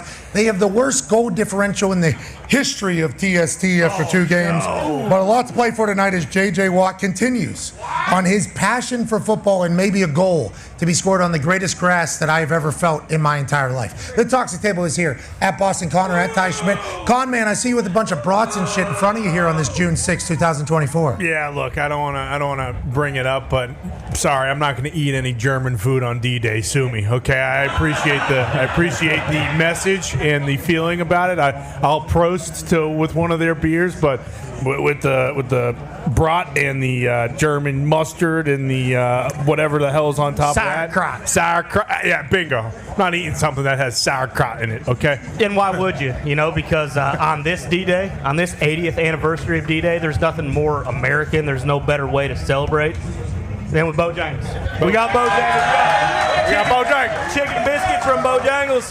They are spicy. They are delicious. To the Allied powers. I do believe, though, that they were coming up. On D-Day is one thing. They're paying homage. They're kissing ass. They remember, hey, you think those guys aren't embarrassed walking up here on D-Day? This is just like the Colts team for Deflategate. Exactly. Yeah. Exactly. We would like to not talk about that. Right. So, hey, we'll bring you our sausages. We'll bring you a couple sweet kits, some little pennants and whatnot, but they know. And they won't forget, and guess what? We ain't ever going to forget either. A man who's up in the Hawks' Nest who epitomizes American muscle. That's right. Amen. That's right. Ohio. American success. The president of Ohio. What? College football national champion. What? Super Bowl champion. What? All-time leading tackler for the Green Bay Packers. What? Greatest jawline in the history of sports. What? Father of 10. What? COVID survivor. What? Ladies and gentlemen, AJ Hall. Hey. AJ, I know that Bojangles chicken has flavor, so that's not normally something you would try. Easy. I'm no Orlovsky. I like stuff with flavor. I like spices. I'll eat it whenever I want. Yeah, there's no rules, and then you normally don't. Cheesecake Factory order late in the night last night. Always comes through. I need the driest chicken you got. Yep. I need the flavorless rice that you got. Oh, yeah. Stat to the hotel.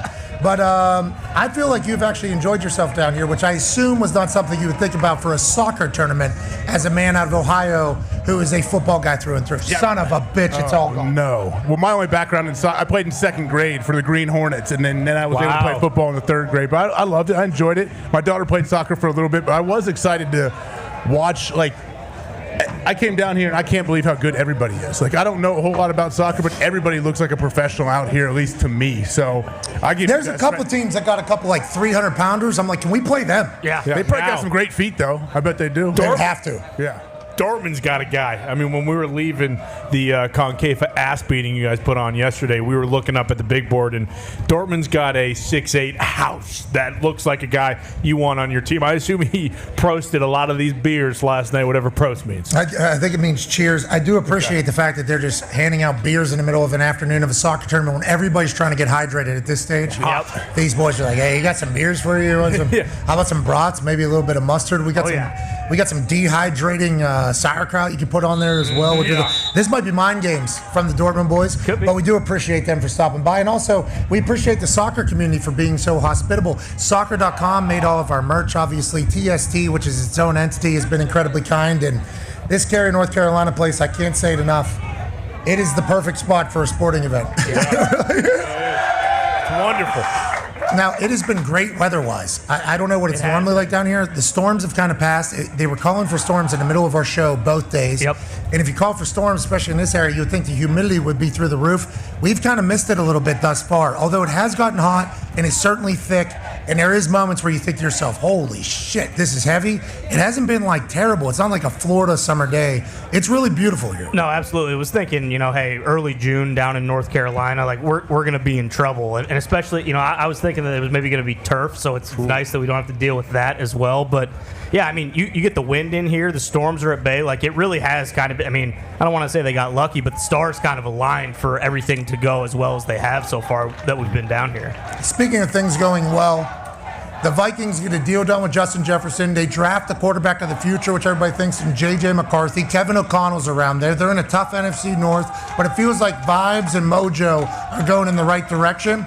Now they debut an alternate uniform that is filthy. Yeah. Might be the best. Absolutely filthy. They're calling it the Winter Warrior uniform. And in Minnesota, winter means negative 45 degrees, and you can't go outside. These all whites in that dome, AJ, in U.S. Bank Field, that is going to be, I'm assuming it's going to be a whiteout. Oh, yeah. That's going to be a college atmosphere whenever they bust the these whole deal. out. But you can do it. The horn.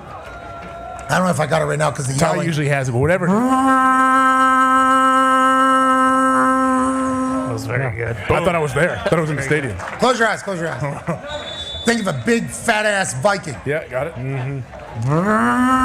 No, missed it. Had it the first time, shouldn't have done it again. It was the big fat ass Viking that got me distracted. But this place will be alive. And this is like, not many teams lose alternate uniform announcements. There has been a couple this year where everybody goes, that looks like crap. Like the Giants look like shit. Yeah.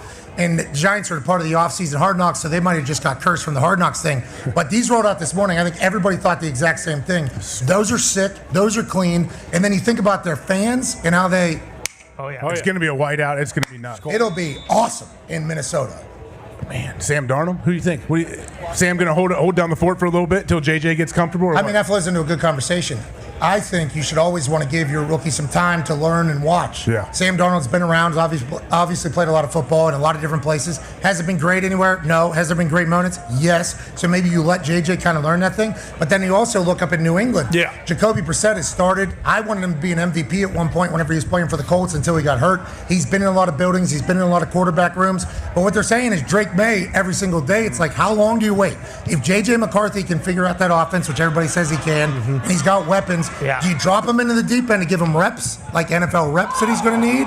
And it's the same question that's happening in New England. It's the same question that's going to be happening everywhere with rookie quarterback. Yeah, like with New England, it's such a situation, too, where it's not just Drake May being the rookie, starting if he were to start week one. Like with JJ, you have Justin Jefferson, you have TJ Hawkinson, you have Aaron Jones now, you have Jordan Addison.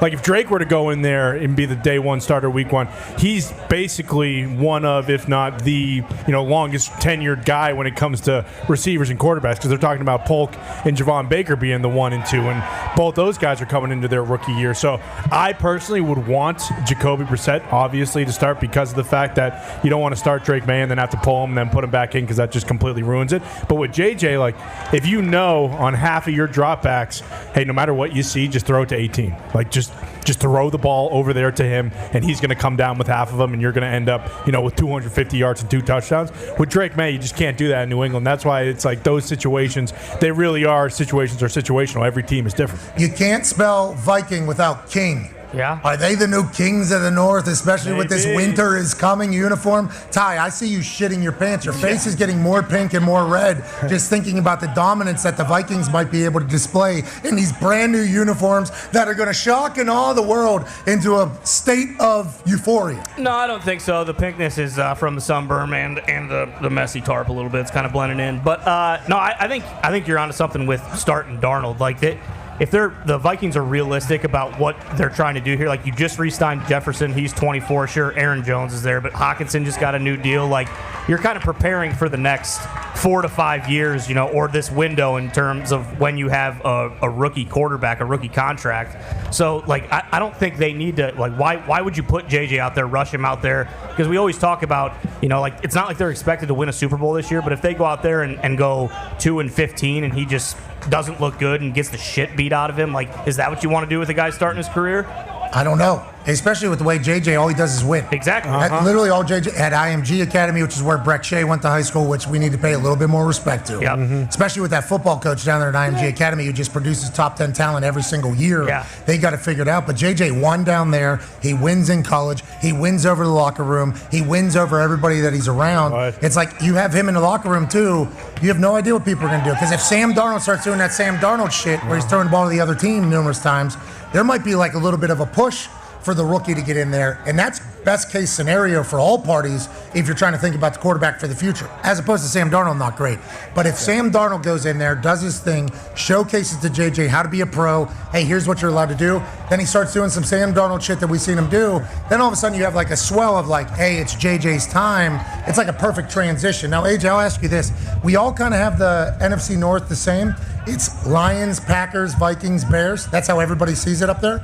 I don't know who is everybody. I don't know who has the Lions in front of the Packers at the moment. I feel like the Packers. Everybody. Literally everyone, AJ. The Packers have a lot of momentum behind them. For sure. The Lions don't have momentum behind them. They just had the biggest draft of all time. The Lions definitely are considered at least like publicly. You got to prove that you are. You got to prove. I think that you are the one. Once you are the target. Once people expect you to. People say, "Hey, you're the head of the class." Okay, you got to continue to be the head of the class for the next 4 or 5 years if you want to prove and show everybody, yeah, that's us. We have arrived. I agree with that, and also Foxy doesn't really do this, but Lions fans in general, like I understand they went to the NFC Championship last year, but now all of a sudden Lions fans are acting like they've won 12 Super Bowls in the last 30 years. That's Buffalo football too. Yeah, by the bingo. way, to a T. It's the same thing. So it's like, yeah, I understand the hype is there, but I agree. Like, I mean, last year I guess they kind of did at the back half of the season, but you're getting everybody's best shot now.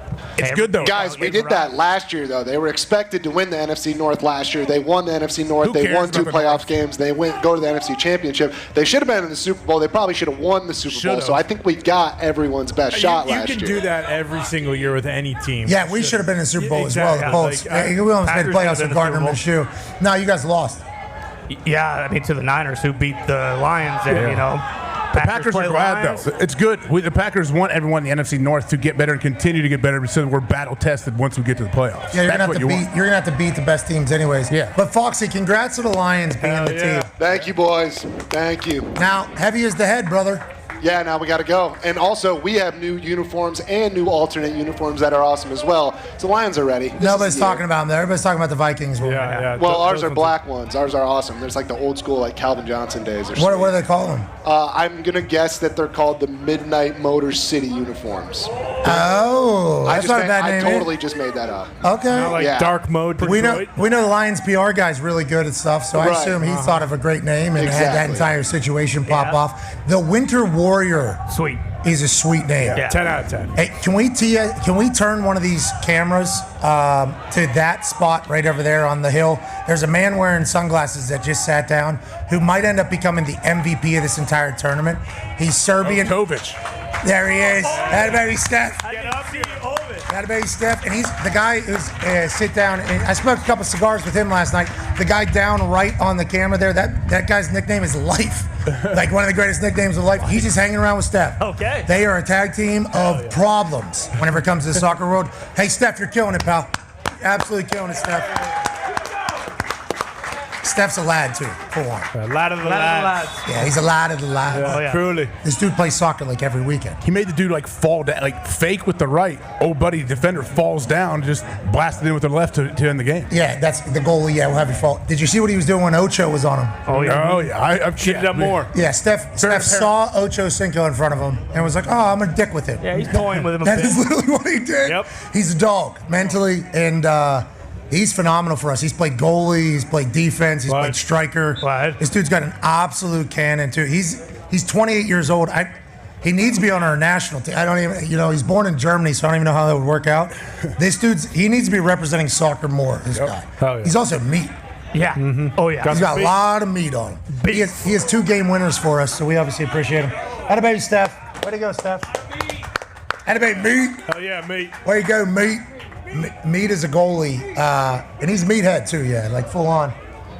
Hey, big meat. Oh, he's throwing his body around there. He's knocking dudes all over the field. Meat, put this headset on, bud. He works for the Nike Moving Company too. Oh yeah, this guy, 5-tool player. Does it all. Hey, 5-tool player. No problem at all. Gritty mover. How we doing? All right, Steph. I got you. What's up, buddy? What up, dog? How we doing?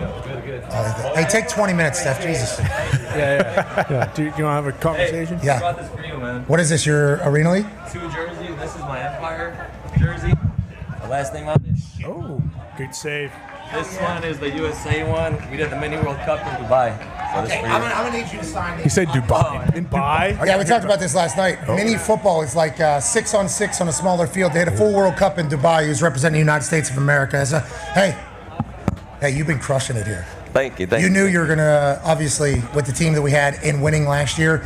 Like this style of soccer just suits you so well. That's why you play Arena League, mini football, which is 6-on-6, and then now out here you're doing great. You knew you were gonna kill it out here, or what? Yeah, this is an indoor sport, so small-sided is what the MASL does. I think most of the guys here, there's over 100 players, so I think a lot of the guys you see in indoor are taking over this game, and they're going to be taking it far for sure. Okay, let's talk about this. Why are you not on our national team? I know you're born in Germany and that entire thing, but like your leg strength, your moxie, your soccer intelligence, because we're talking to Grella earlier, obviously the indoor guys have a little different strategy than the guys that play outside. you've been able to play with both groups, the guys that play Premier League and MLS guys, and then obviously the Arena League guys, you've been able to do both.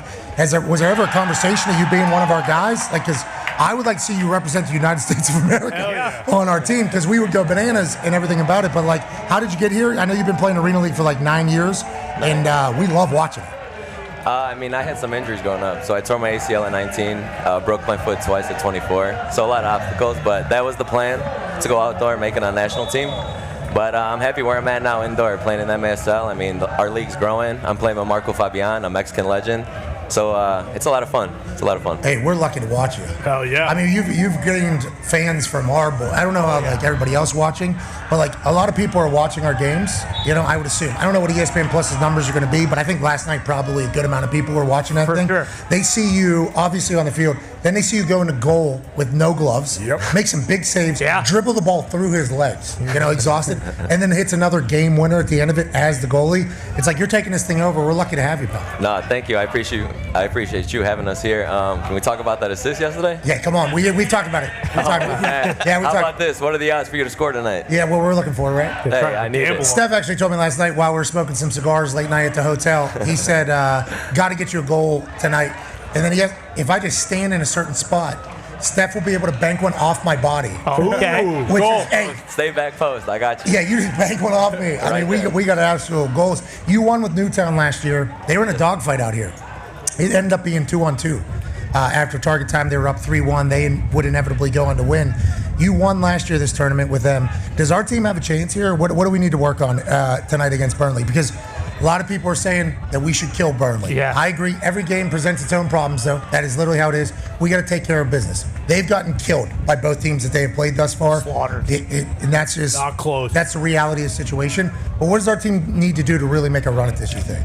So last year with Newtown, we actually lost the first game of the tournament to Kingdom FC. And then after that, we won every game straight. So it's a similar story with us. We lost the first game. We regrouped. We got our coach to help us out. And then second game, we came out looking real good. What do we need to do? We just need to play like we played last night. We need you to score some goals, man, for us. All right. Hell yeah. All right. I'm trying to earn some time on the field for the boys. I only got a good 45 seconds for you, but I want to let you know, Steph, watching you play and getting to meet you has been incredibly cool this week. We appreciate you, Hey, brother. thank you so much, man. And what's the last name again? Mijatovic. Okay, yeah. All right, Stefanovic is here. Appreciate you, Meat. Appreciate you, Meat. Everybody, Meat. Appreciate you, Meat. Beef, big Hey, Meat celebrates too. Oh yeah, that's almost some of the best parts. It's like you're hoping just to get to that point, because what he's going to do after the fact is just as sweet. Now Meat gets all jacked up, he gets excited. Meat missed the breakfast this morning, but that's going to happen. That's Meat football. Yeah, that's right. Yeah. That is literally Meat football. Meat's got to be meat. Yeah, the Arena League boys missed the breakfast this morning, but we got a night game. What are we talking about breakfast? Exactly. What are we even doing here? It's been a lot of fun. Joining us now, ladies and gentlemen, I believe is one of the founders and owners of this tournament. Obviously, an absolute legend in the basketball world, business acumen through the roof, author, ladies and gentlemen, Chris Paul. Yeah.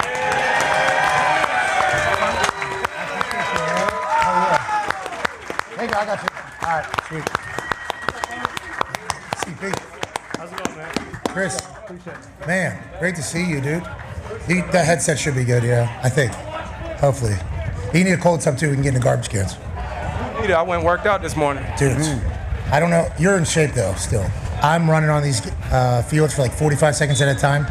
I'm going to get Toradol today. And Don't do the Toradol. No, I'm doing. Hey, Chris. Don't do that. Chris. Yeah. I want all the Toradol in North Carolina. Okay, that is what I'm doing. Let's talk about TST. Yeah. You're one of the owners of this thing, right? Yes, sir. Congratulations on the smash and success. And for making it. Appreciate y'all being here. Hey, no problem. Lucky to be here. So the basketball tournament obviously started this entire thing. $1 million prize, put teams together. Let's go ahead and do this thing. Then the soccer guys, the two co-founders, I met them. They said they saw that. They pitched. They said soccer would be good. How'd you get involved? And then how many years you've been involved? Because I learned of this last year, and then this year seems to be even bigger, Chris. You guys are crushing it. Yeah, so I got involved in the basketball tournament, and the way that happened was I was watching the games during the summer, and I looked, and I was like, man, I'm seeing a lot of guys that I played against in college, and it's competitive. And then I seen that you get a chance to win $1 million, right? And so reached out to my brother. We reached out to John.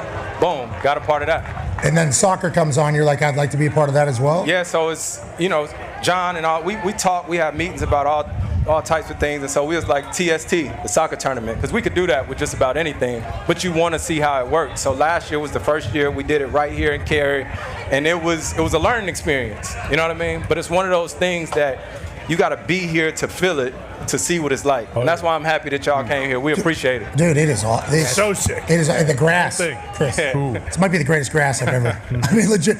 I don't want to put over like the city as much as I have because like I haven't seen every single part It's of a great Cary. city and a very great state, might I add. Yeah. Okay. What? Shadow Wake. I agree. Including Duke. We've been saying this the whole time. What did you say something about Duke? Including Duke. No, they hate Duke. No, you said state. I mean, Duke's I'm from Winston-Salem. Okay, just saying. Hey, these people hate Duke around here. They absolutely hate it. But the grass, it feels all like just very easily set up. And now I know there's a lot of work behind it, which leads me to talking about you. You played basketball. Kurt, how long have you been in the NBA? Going into my 20th season. Hell yeah.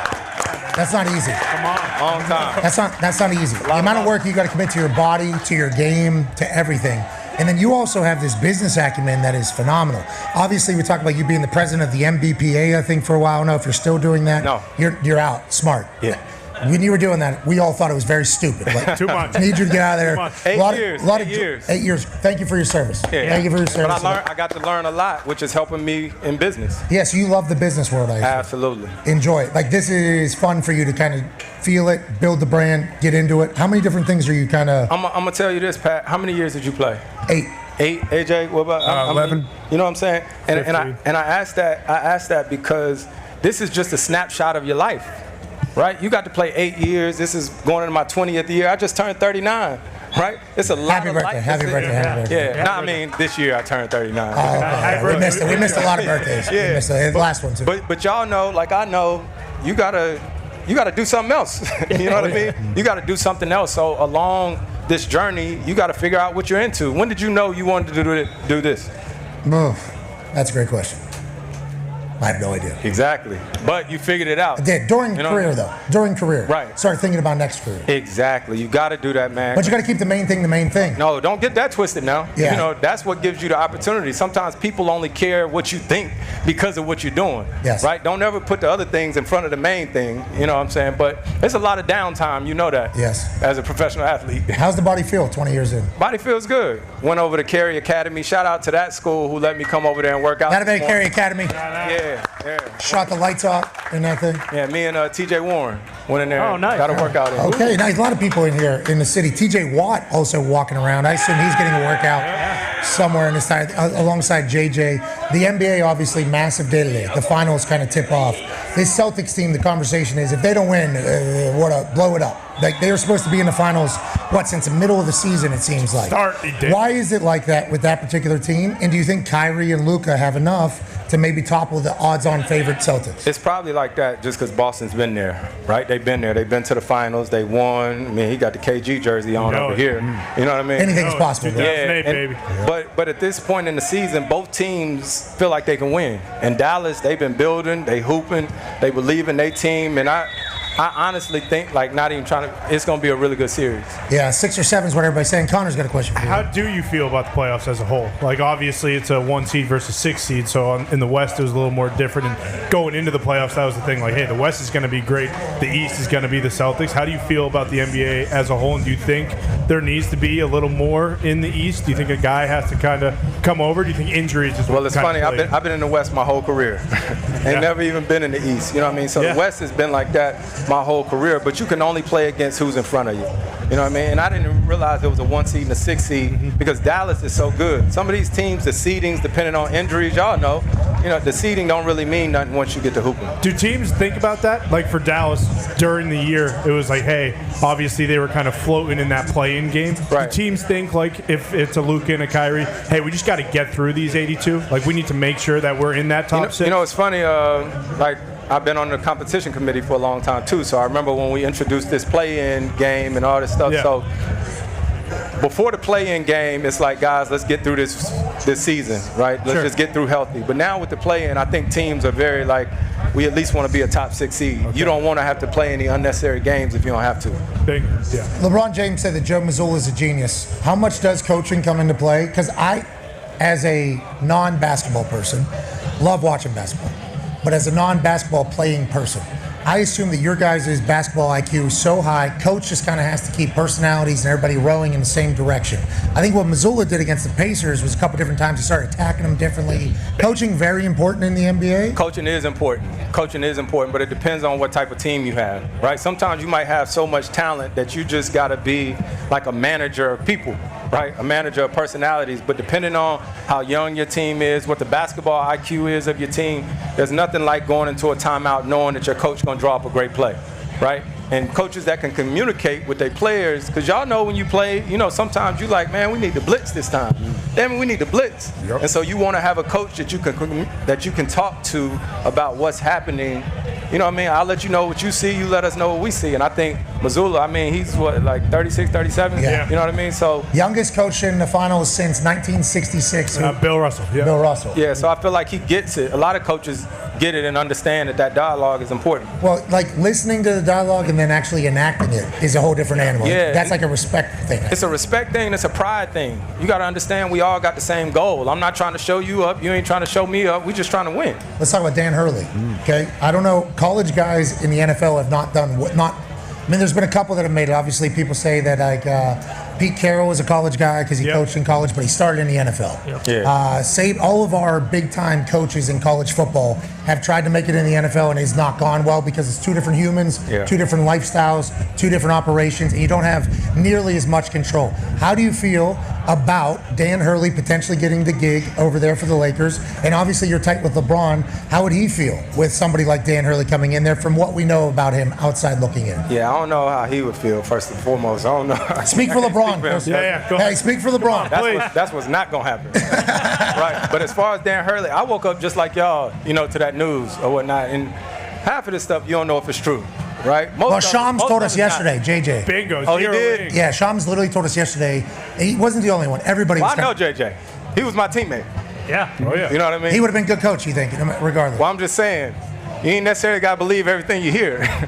You know what I mean? Like, no, I'm just saying, like, you play, right? Yes. A lot of bullshit out there. You used to have Aaron, right? Every, what was it, Monday? Tuesday. My bad. Players mess up too. Every Tuesday. Tuesday, right? So all the stuff that would be going out there circulating about him, you knew what was true and what was not. Agreed. Right? Same thing with all the other stuff, saying that this is going to be the coach of that, right? So you just never know. But as far as Dan Hurley, I got so much respect for him because not just how he coaches, but how his players respond to him. You know, being players, you can see that when a coach is coaching, if everybody is like in the huddle, you know, like listening, you know, you can see the way that guys, like during a free throw, the body language, guys huddle up or whatnot. So I think ultimately, if he does make that decision, he'll definitely have that respect. Is it tough? So you think you'll automatically have success because of it, I or respect? Say that about success. No, I'm sorry, but the respect because of the success that he had at college, you think? Maybe, but it's a different game, and you're dealing with different things. Now with NIL, though, college kids getting money. You know what I mean? NBA guys getting money too. So I'm just as interested as y'all are to see what happens. Go ahead, Ty. Chris, obviously you still want to play. You feel like you got a lot left to give, but you did a lot of the analyst stuff and around the panel, you know, throughout the playoffs. Doing the media side of it, does that trigger anything? Like, oh, you know, like when I'm done, maybe I wouldn't mind being up there and starting something like, you know, Shaq and Kenny and all those guys. Not really. I'm gonna tell you, it's funny because when I did the show, it was such a great time, right? Because I have a newfound respect for all that goes into it, right? The preparation, y'all know, like it's a lot. Like our show's a little different. A little bit. But y'all can act like y'all don't know nothing, but y'all probably got an email chain or something. Y'all got production calls. Yeah, group text. No production calls, but we got a group text. Once upon a time. No, never. Everything runs through the group text, Chris. And that's what, to be clear, we probably should do more of that other stuff you're talking about because we end up in some shit. But anyways, well, go ahead. You were great on TV. Appreciate it. But it was a lot that went into it. But at the end of the day, we was talking basketball. And I respected the people that I was up there with, but I'm still in the locker room. Right? So I'll tell you straight up, like when they were like, you want to pick? Nah, I ain't picking. Because the way that I'm wired, right? If you pick against me, we got a problem. Right. Don't come in the locker room and sit next to me. You know what I'm saying? We're going to have a conversation. And that's what got Draymond in trouble a little bit because, you know, he had the stuff with Rudy Gobert and Karl Anthony Towns and was kind of going at them a little bit. And then after Minnesota won that game, Ant and all those guys were like, hey, just out of solidarity with our guys, we're not going to go do the post game. But to each his own. You know what I'm saying? To each his own. And Draymond, who I have a crazy history with, but got out. Damn.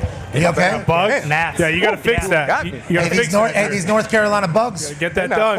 Yeah, that might be the only thing that has been negative is the amount of bugs. Yeah. So Dre, I got a chance to know him this year as teammates. Man, one of my favorite teammates I ever played with because we're wired the same, right? As far as competitive edge, wants to win, and that's not for everybody.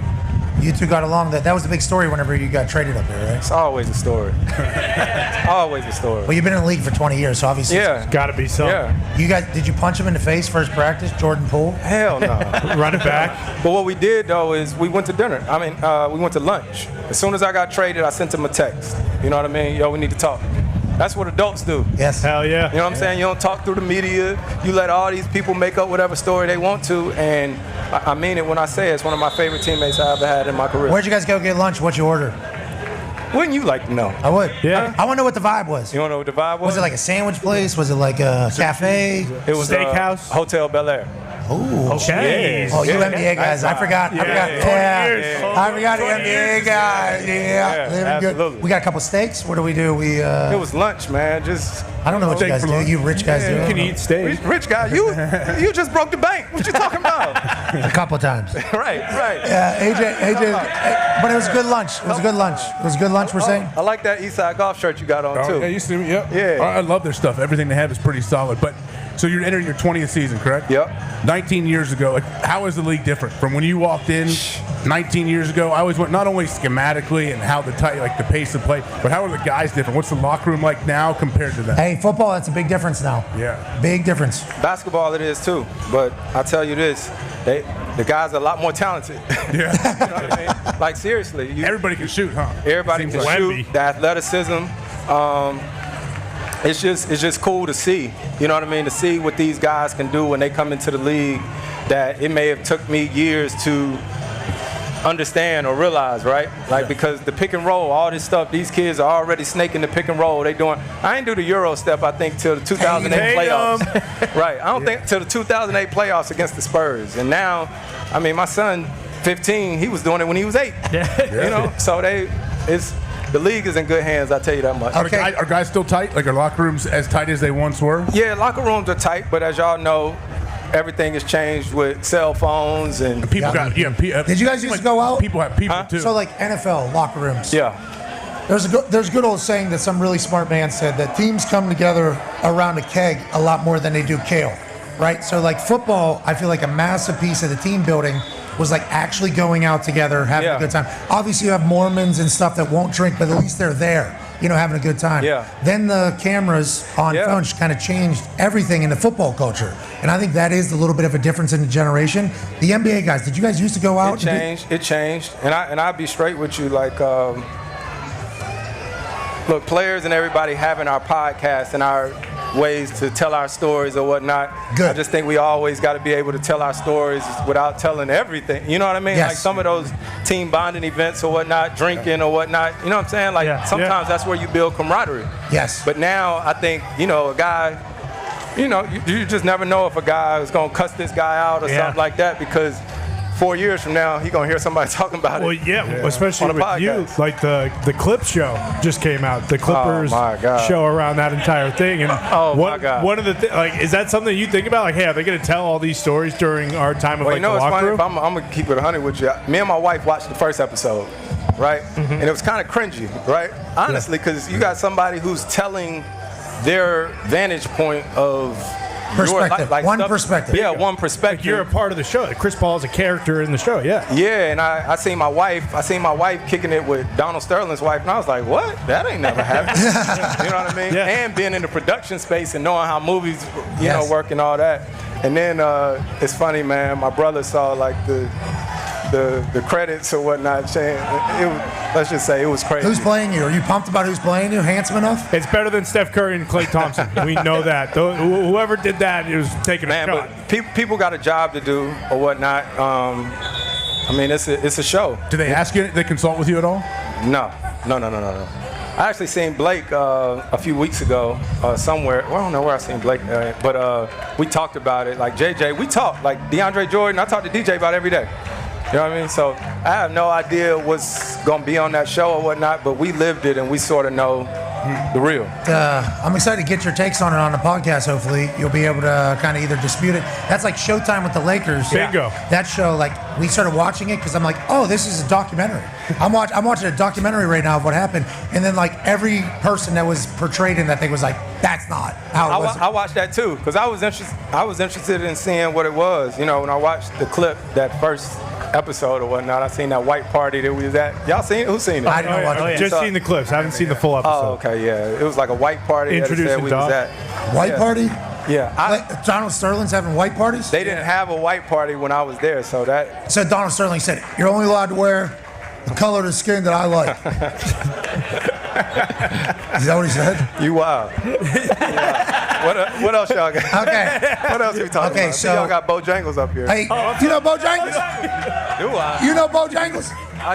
There's a Bojangles right down the street from my house. He's 20 years in. I don't think he's going to be eating Well, yeah, biscuit. but he worked out this morning. Yeah, you earned that Chicken biscuit. biscuit. Did You y'all earned have it? Did y'all try it? Oh, yeah. Yeah, but Did you get some sweet tea? wheat tea? What's it called? They call it Sweet tea. Wheat tea? Sweet. You talking about wheat tea? Knock it off. Well, you Southern people, speak a little bit slower. It's hard to keep up. Let's talk about the future of the NBA. Yeah.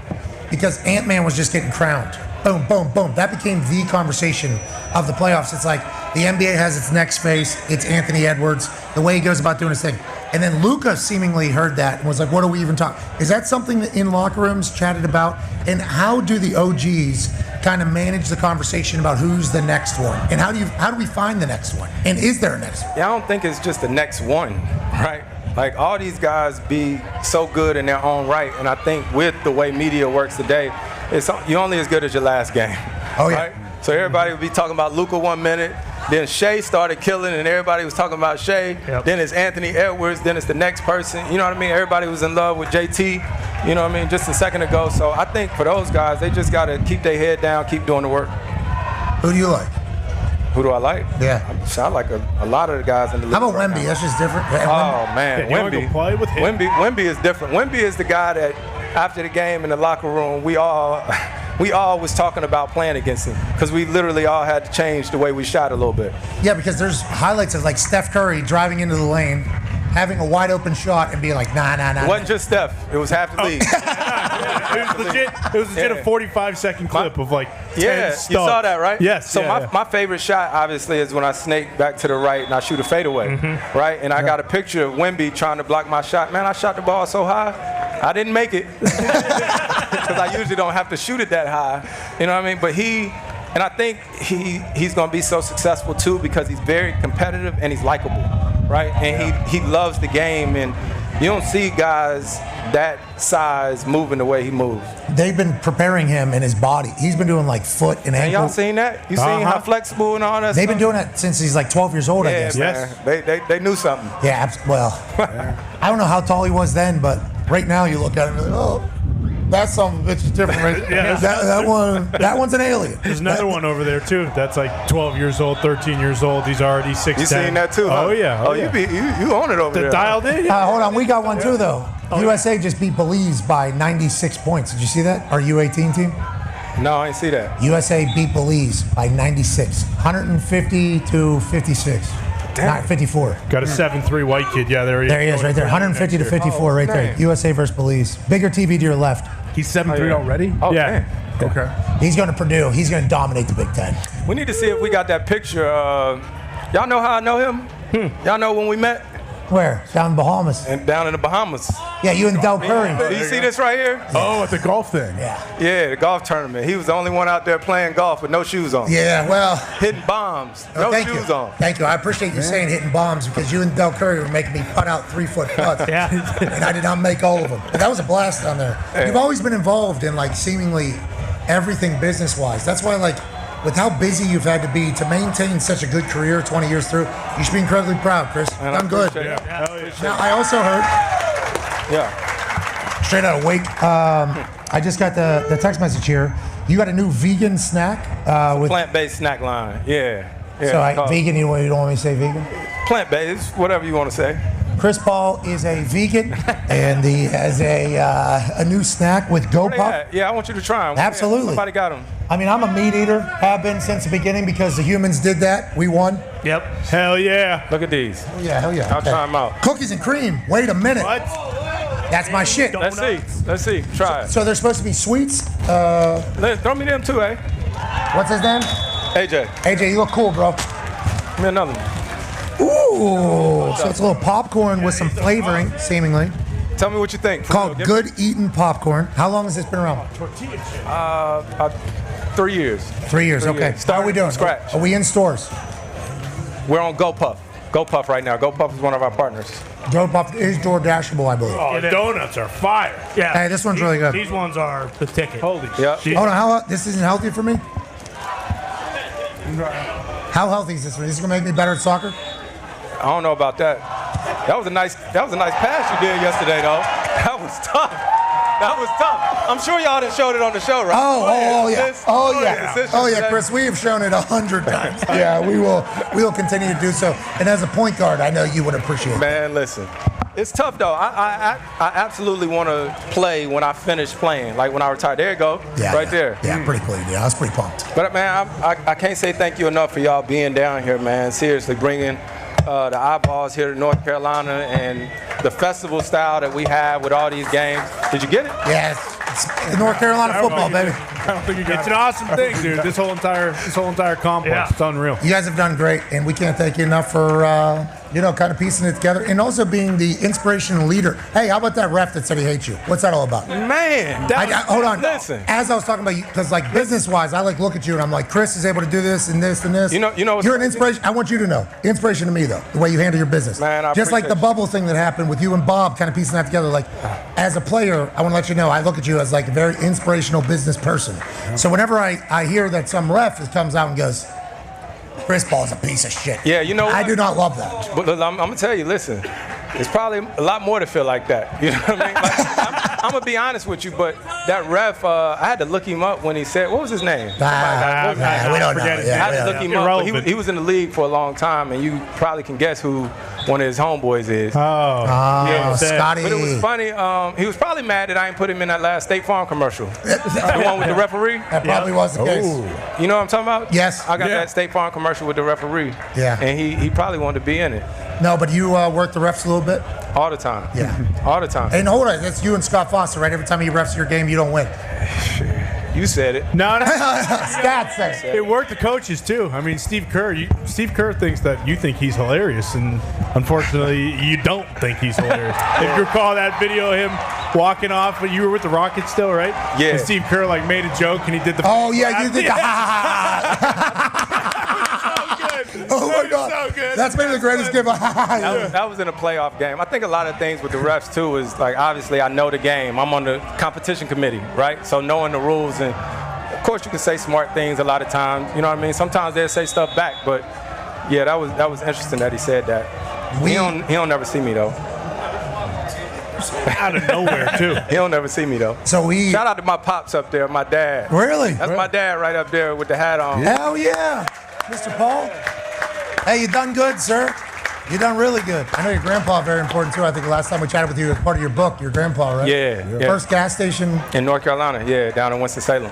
Owned by a black guy. Yep. In North Carolina. Yes, sir. And you took a lot of his kind of messages, implemented them yourself, became the person you are. Obviously, Dad. Look how handsome Dad is. Wow. Yeah. Jade up too up there, no doubt. Are you not hot as shit, Dad? It is 1,000 degrees out here. I assume you're used to it. He play golf every day to end in Y. Play golf. How are you at golf? You still good? Yeah, I could use some work. I had another hand surgery this season. I didn't know that. Yeah. How is body? We're good. Yeah. Did y'all see Torrey Holt? Did you see him? Torrey Holt was walking around. His fingers look great, don't they? Man, I had never seen his fingers. Look at his left. No, Look at his pinky. No, Look at that pinky. No, turn that thing sideways. Well, I got like. Yeah. Oh. They're about to puke. Listen, I'm going to tell you right now, if you can get Torrey to come up here and show you his finger, it's turned that way. Yeah. We took a picture over there because I done had 5 hand surgeries. I got 16 screws in a metal plate in this hand, 15 screws in a metal plate in this hand. Thumb surgery after the 2012 Olympics, 2017 thumb surgery, and right after the NBA finals on Is that for basketball? Basketball. It's all from stealing the ball. You know the NBA NFL conversation that Austin Rivers started on our show? Remind me. The one when JJ replied to him? Yeah. Well, JJ was in the middle of a workout. He got contact. He was a little jacked up. He was a little jacked up in that entire thing. He was jacked up. Yeah, he was a little jacked up. Just got out of a squat rack. I actually FaceTimed him immediately after he sent that. I was like, hey, he never said he would be a guy that'd be able to do it. JJ's breathing. Oh, I feel like an asshole. God damn shit. But the NBA NFL thing, have you put much thought into that? I didn't know you had that many surgeries on your hands. Obviously, tough guy. I mean, that's how it goes. Everybody says you guys are soft, though. That's the big argument against NBA guys not being able to make it in the NFL. That's not me.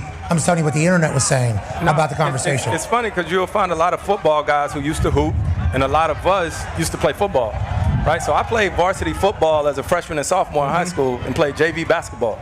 You know what I mean? What position? I love football. I played quarterback. I played middle linebacker. I played Pop Warner since I was little. You know what I mean? Like I played Pop Warner, went to Orlando for the national championship.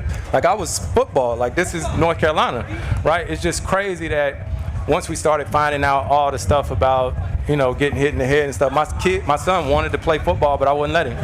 But I wouldn't be the basketball player that I am if it wasn't for if I didn't play football. Yeah, you're a football guy. Yeah, that's why I don't mind physicality or whatnot. Yeah, that's why the refs hate you. You're a football. Yeah. I mean, that's it. I'm actually happy to hear that. Austin Rivers needs to maybe listen to what was just said. Yeah, well, that's the thing. Like Chris, he just said he played middle linebacker and quarterback. Austin Rivers, you know, he went out there, put the pads on for 10 minutes, got yelled at, and then cried and went home to his dad. That's a true story. That's what he said. Oh, that's what he said? Yeah. On our show. Not to cry and went home to his dad, but I assume that was on the my back dad end. laughing because that wasn't happening. You know, we was playing bull in the ring. You know what I'm saying?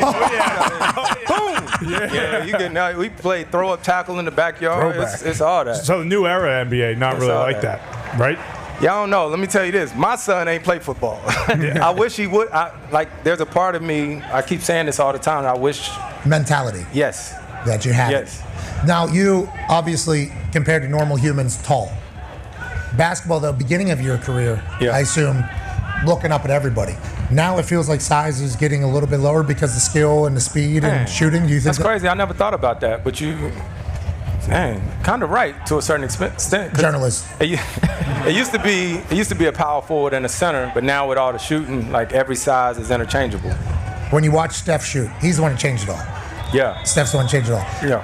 When you watch him do his thing, is there anything other than like the guy's just a magnificent shooter that makes him be in the conversation of one of the GOATs of all time? I mean, I'll tell y'all, and I can say this to y'all because y'all athletes, right? When you showed up before the game and you was kicking the ball, I don't know how far. Forever, yeah. You know what I'm saying? You can say, yeah. Like people don't, you can say forever. You know what I'm saying? When you was kicking the shit out the ball, it's the preparation. Yeah. Right? It doesn't just happen. It doesn't just happen. And I think that's what I appreciated about playing with Steph this year. Obviously, Steph is from North Carolina too. You know what I mean? So I've known him for a long time. But for us getting a chance to prepare before the games, work out together and train, that's the thing that you appreciate about a guy. Because everybody just think, oh, he just show up and shoot. Hell no. Yeah, there's a lot of work to get there. A lot of work. There's a lot of prep that goes into it. A lot of sacrifice too. A lot of parties you miss, a lot of events you miss while you're trying to put up shots and make the hoop bigger. This was my 5th year living away from my family. Right? Damn. Yeah. So my kids stay in LA. My wife and my kids stay in LA the last 5 seasons while I've been in my NBA city, strictly because they had moved too much. Right? Yeah. They were moving too much. Remember I was in LA, then I went to Houston. I was real far out in Houston. Then my 2nd year in Houston, I moved closer. Then I went to OKC. And my parents did a great job with me and my brother in that I grew up with the same group of friends. Right? Lived in the same house. I was fortunate. But for my kids, I just wanted them to have some stability. Yeah. So even though I love what I do, that's the hardest part now. Yeah, consistency is a big deal, I think. You know, for the rest of their lives, they'll take it with them. Yeah. That's like coaches' kids. I don't know how they do it. Yeah. Like football, they're moving every year. And it's crazy. As much as I love basketball, right? I love it. And most people be like, man, you gonna coach. You gonna coach. There's a fight. Chris, this is your tournament. Get out there, Chris. Chris, this is your tournament. You got guys throwing hands. I had to do that yesterday. I had to run out on the field yesterday and break up a fight yesterday.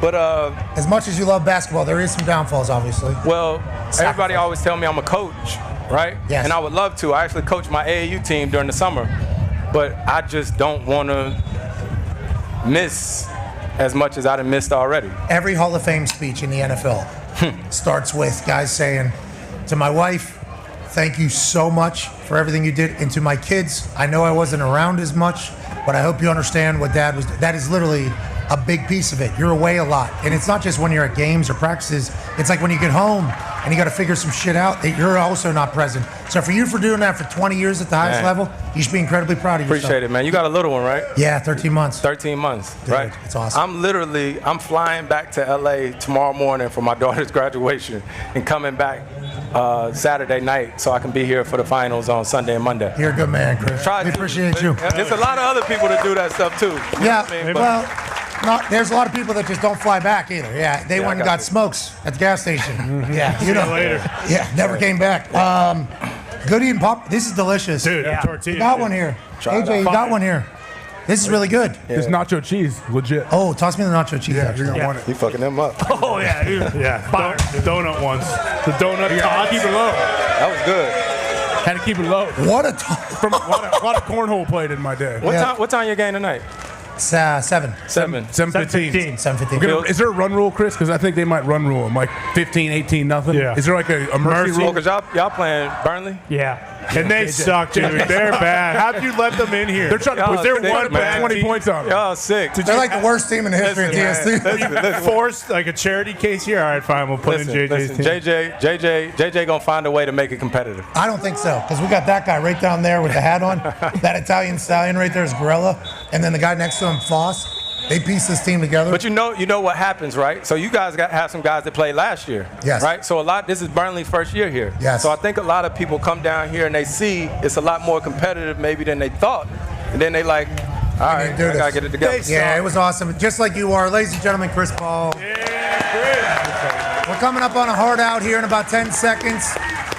We will obviously try to survive the rest of the time here in this beautiful place. We'll see you on Monday. Be a friend, tell a friend something nice. It might change their life. Hey, good work. Hell yeah. Thank you, Chris. These are good. Yeah. These are real deal. Yeah. We just went off ESPN. We're still on YouTube and ESPN Plus. Hey, you're going to be a billionaire, huh, someday? We're still live. People are watching, but you're going to be a billionaire someday? I would like that. You going to own a team, or what are you going to do? Yeah, me too. That's kind of the end goal. NBA team or just any sports? On a cricket team right now, I definitely want to own an NBA team. Seattle. Go get it, Chris. Bring it back. Talk about it. Yeah, hell yeah, dude. Yeah. Weapon. Yeah. Dog. Thank you, Chris. That ref. I had to look up who that guy was, he said. Yeah, what the hell? Kind of came out of nowhere. I don't know what that's all about. Because it was right after the Scott Foster thing where Yeah. he was like, look, I know that people don't like me. I don't want people to know who I am. And then that ref comes out after and just buries only him. Yeah, it's some guys. Yeah, what That the is hell? weird, right? Isn't that weird? You only mention his name? Came out of nowhere, yeah. Literally, we just woke up one morning and it was like, ref we've never heard of says Chris Paul is a Paul's an terrible. Yeah. Well, I love Chris, dude. Man. He's always been good to us. Yeah, great. He's always been good to me, always been good to us. And I think every NBA player is like, yeah, we needed this guy for a lot of different things. That bubble they did during COVID, I think, is like him and Bob Iger's brainchild. Yeah. And that 8 years where he was the NBPA president, like that is why right now these guys are reaping the benefits of, when Justin Jefferson's contract got announced, they said, 4 years, 140, that's a lot. Jordan Poole has a 4-year, $140 million contract. Like that is what he has done for the NBA. And how about them getting a $76 billion deal? Oh, yeah. Yeah. And now allegedly TNT's trying to get back into the game. Did that? I saw that as well. Yeah, they're trying to be like a fourth member. So do you think there's a chance that they're just trying to get a couple games from ESPN like they did with college football playoff? That's what the article made it seem like, that they're just very select package of certain nights and then maybe like a few playoff games. But yeah, like it as an afterthought is basically what it was saying. All right, we're going to finish up this beautiful day here in Cary, North Carolina with another round of IVs. Thank you all so much for hanging with us today. Foxy, I don't know if we can turn this. We can turn and get the camera on these people. Does it go there? Yep, there it is. As the camera spins for the fine people in Cary, North. Look at this hill. People have just been sitting on this hill. That's pretty awesome. Pat White. Oh, I can't go. Pat White jersey. Other way, Fox. You needed to go the other way the whole time, I thought. I didn't know that was a 180. It keeps going right, just for the people that couldn't see. He's going to go back the other way. I see him right here. we go. And we're back. People on the hill, we appreciate it. Keep going. Thank you all so much for sitting in the hot-ass sun on a hill, no seats, can barely hear us. Yeah. You're good people. We're going to enjoy the rest of this thing down here in Cary, North Carolina. Elimination round begins tomorrow. We got to win tonight against Burnley to make it to that. And J.J. Watt's team has certainly not been good thus far. No. But tonight, we got to bury him. That is the mindset of Concaifa. Hell yeah. I'll make sure we keep that in. Got a little spicy Bojangles chicken. Just caught me right here. That's Bojangles, baby. It's going to get you. Hey, Bojangles pretty good. Yeah, Bojangles top notch. Any final thoughts here as we're in North Carolina as we sign off, Ty, on this beautiful state? I'll be honest, the reality is when we first came down here, I thought this was just going to be Hayseed Central. And, boy, I was wrong. Cary, North Carolina is absolutely beautiful, and I love Bojangles more than maybe anything else in the world. Thank you. Thank you, everybody. When's Marty and McGee? When's that show? Well, technically, Marty and McGee are always on. But, you can watch it on Saturday mornings. They're kind of in the shed or whatever the hell, they're calling it these days. The Bucks heads on the walls and all that kind of stuff. If you're looking for something to do Saturday morning, watch Marty and McGee. It'll change your fucking life. I guarantee that. It's on SEC Network. That's right. We got to give a big one final thank you to the city of Cary, who helped us out immensely setting this entire thing up. TST for being incredibly kind. Mike Foss, who he is underwater right now, but he has done a fantastic job making this all happen from the soccer side of this. And then to Tim McAfee, Zito, and the entire team that set up this road show for us. First time Zito production back on the road since joining ESPN. Hell yeah. Great work, boys. Well done, lads. Haddlebags, who is a skilled laborer, is how he would describe himself. Very Italian as well, different than the Grella Italian. He's from Plum. Grella's parents are from Naples. Similar but different. Still Italian. Brucey Brown almost got a van hit by a train the other day, lugging everything down here. Great work by them. Yep. Everybody kind of that has chipped in from our team to make this take place. We're incredibly thankful. This has been awesome, and I think it's worked. Yeah. The sound has seemingly worked. Mm-hmm. The stage has seemingly worked. Shout out to Dave from Brazil, Indiana with his stage. Internet. Shout out to the internet from the people of Cary. Arik is the guy's name, I think, the local guy, technology-wise. Shout out to Kratz, director of parks here in Cary. What a comeback. He's the man. It was nice getting to chat with him. And this has been awesome. We're lucky to be here. We're thankful to be here. We'll be back on Monday. Maybe. Maybe. Yeah, we'll see. I don't know. If Concaifa makes the finals, which is on Monday, we will actually not be able to have a show because this stage is up and out of here. Yeah. Mm-hmm. But if we don't make the finals, we'll be live on Monday recapping all of this, the weekend. We hope you have a fantastic one. Boys, great work out here on the stage out of you. Toxic Table, way to go. Hell yeah, you too, Pat. Let's get a win tonight, man. There you go. Let's go get one. Keep it going. Not done yet. Up in the Hawks Nest, AJ Hawk. What a performance. Baby Hawker. 18-0 tonight. To Bojangles and Dortmund and Natalie's Juices and Good Eating, everything we've been getting in the Air Force, who did the sick flyover yesterday, giving us stuff. This has been an awesome couple of days. We can't wait to be back next year. Have the greatest weekend of your life. Be a friend, tell a friend something nice. It might actually change their life. We're in this thing together. Team on me. Team on three. 1, 2, 3, team. Goodbye.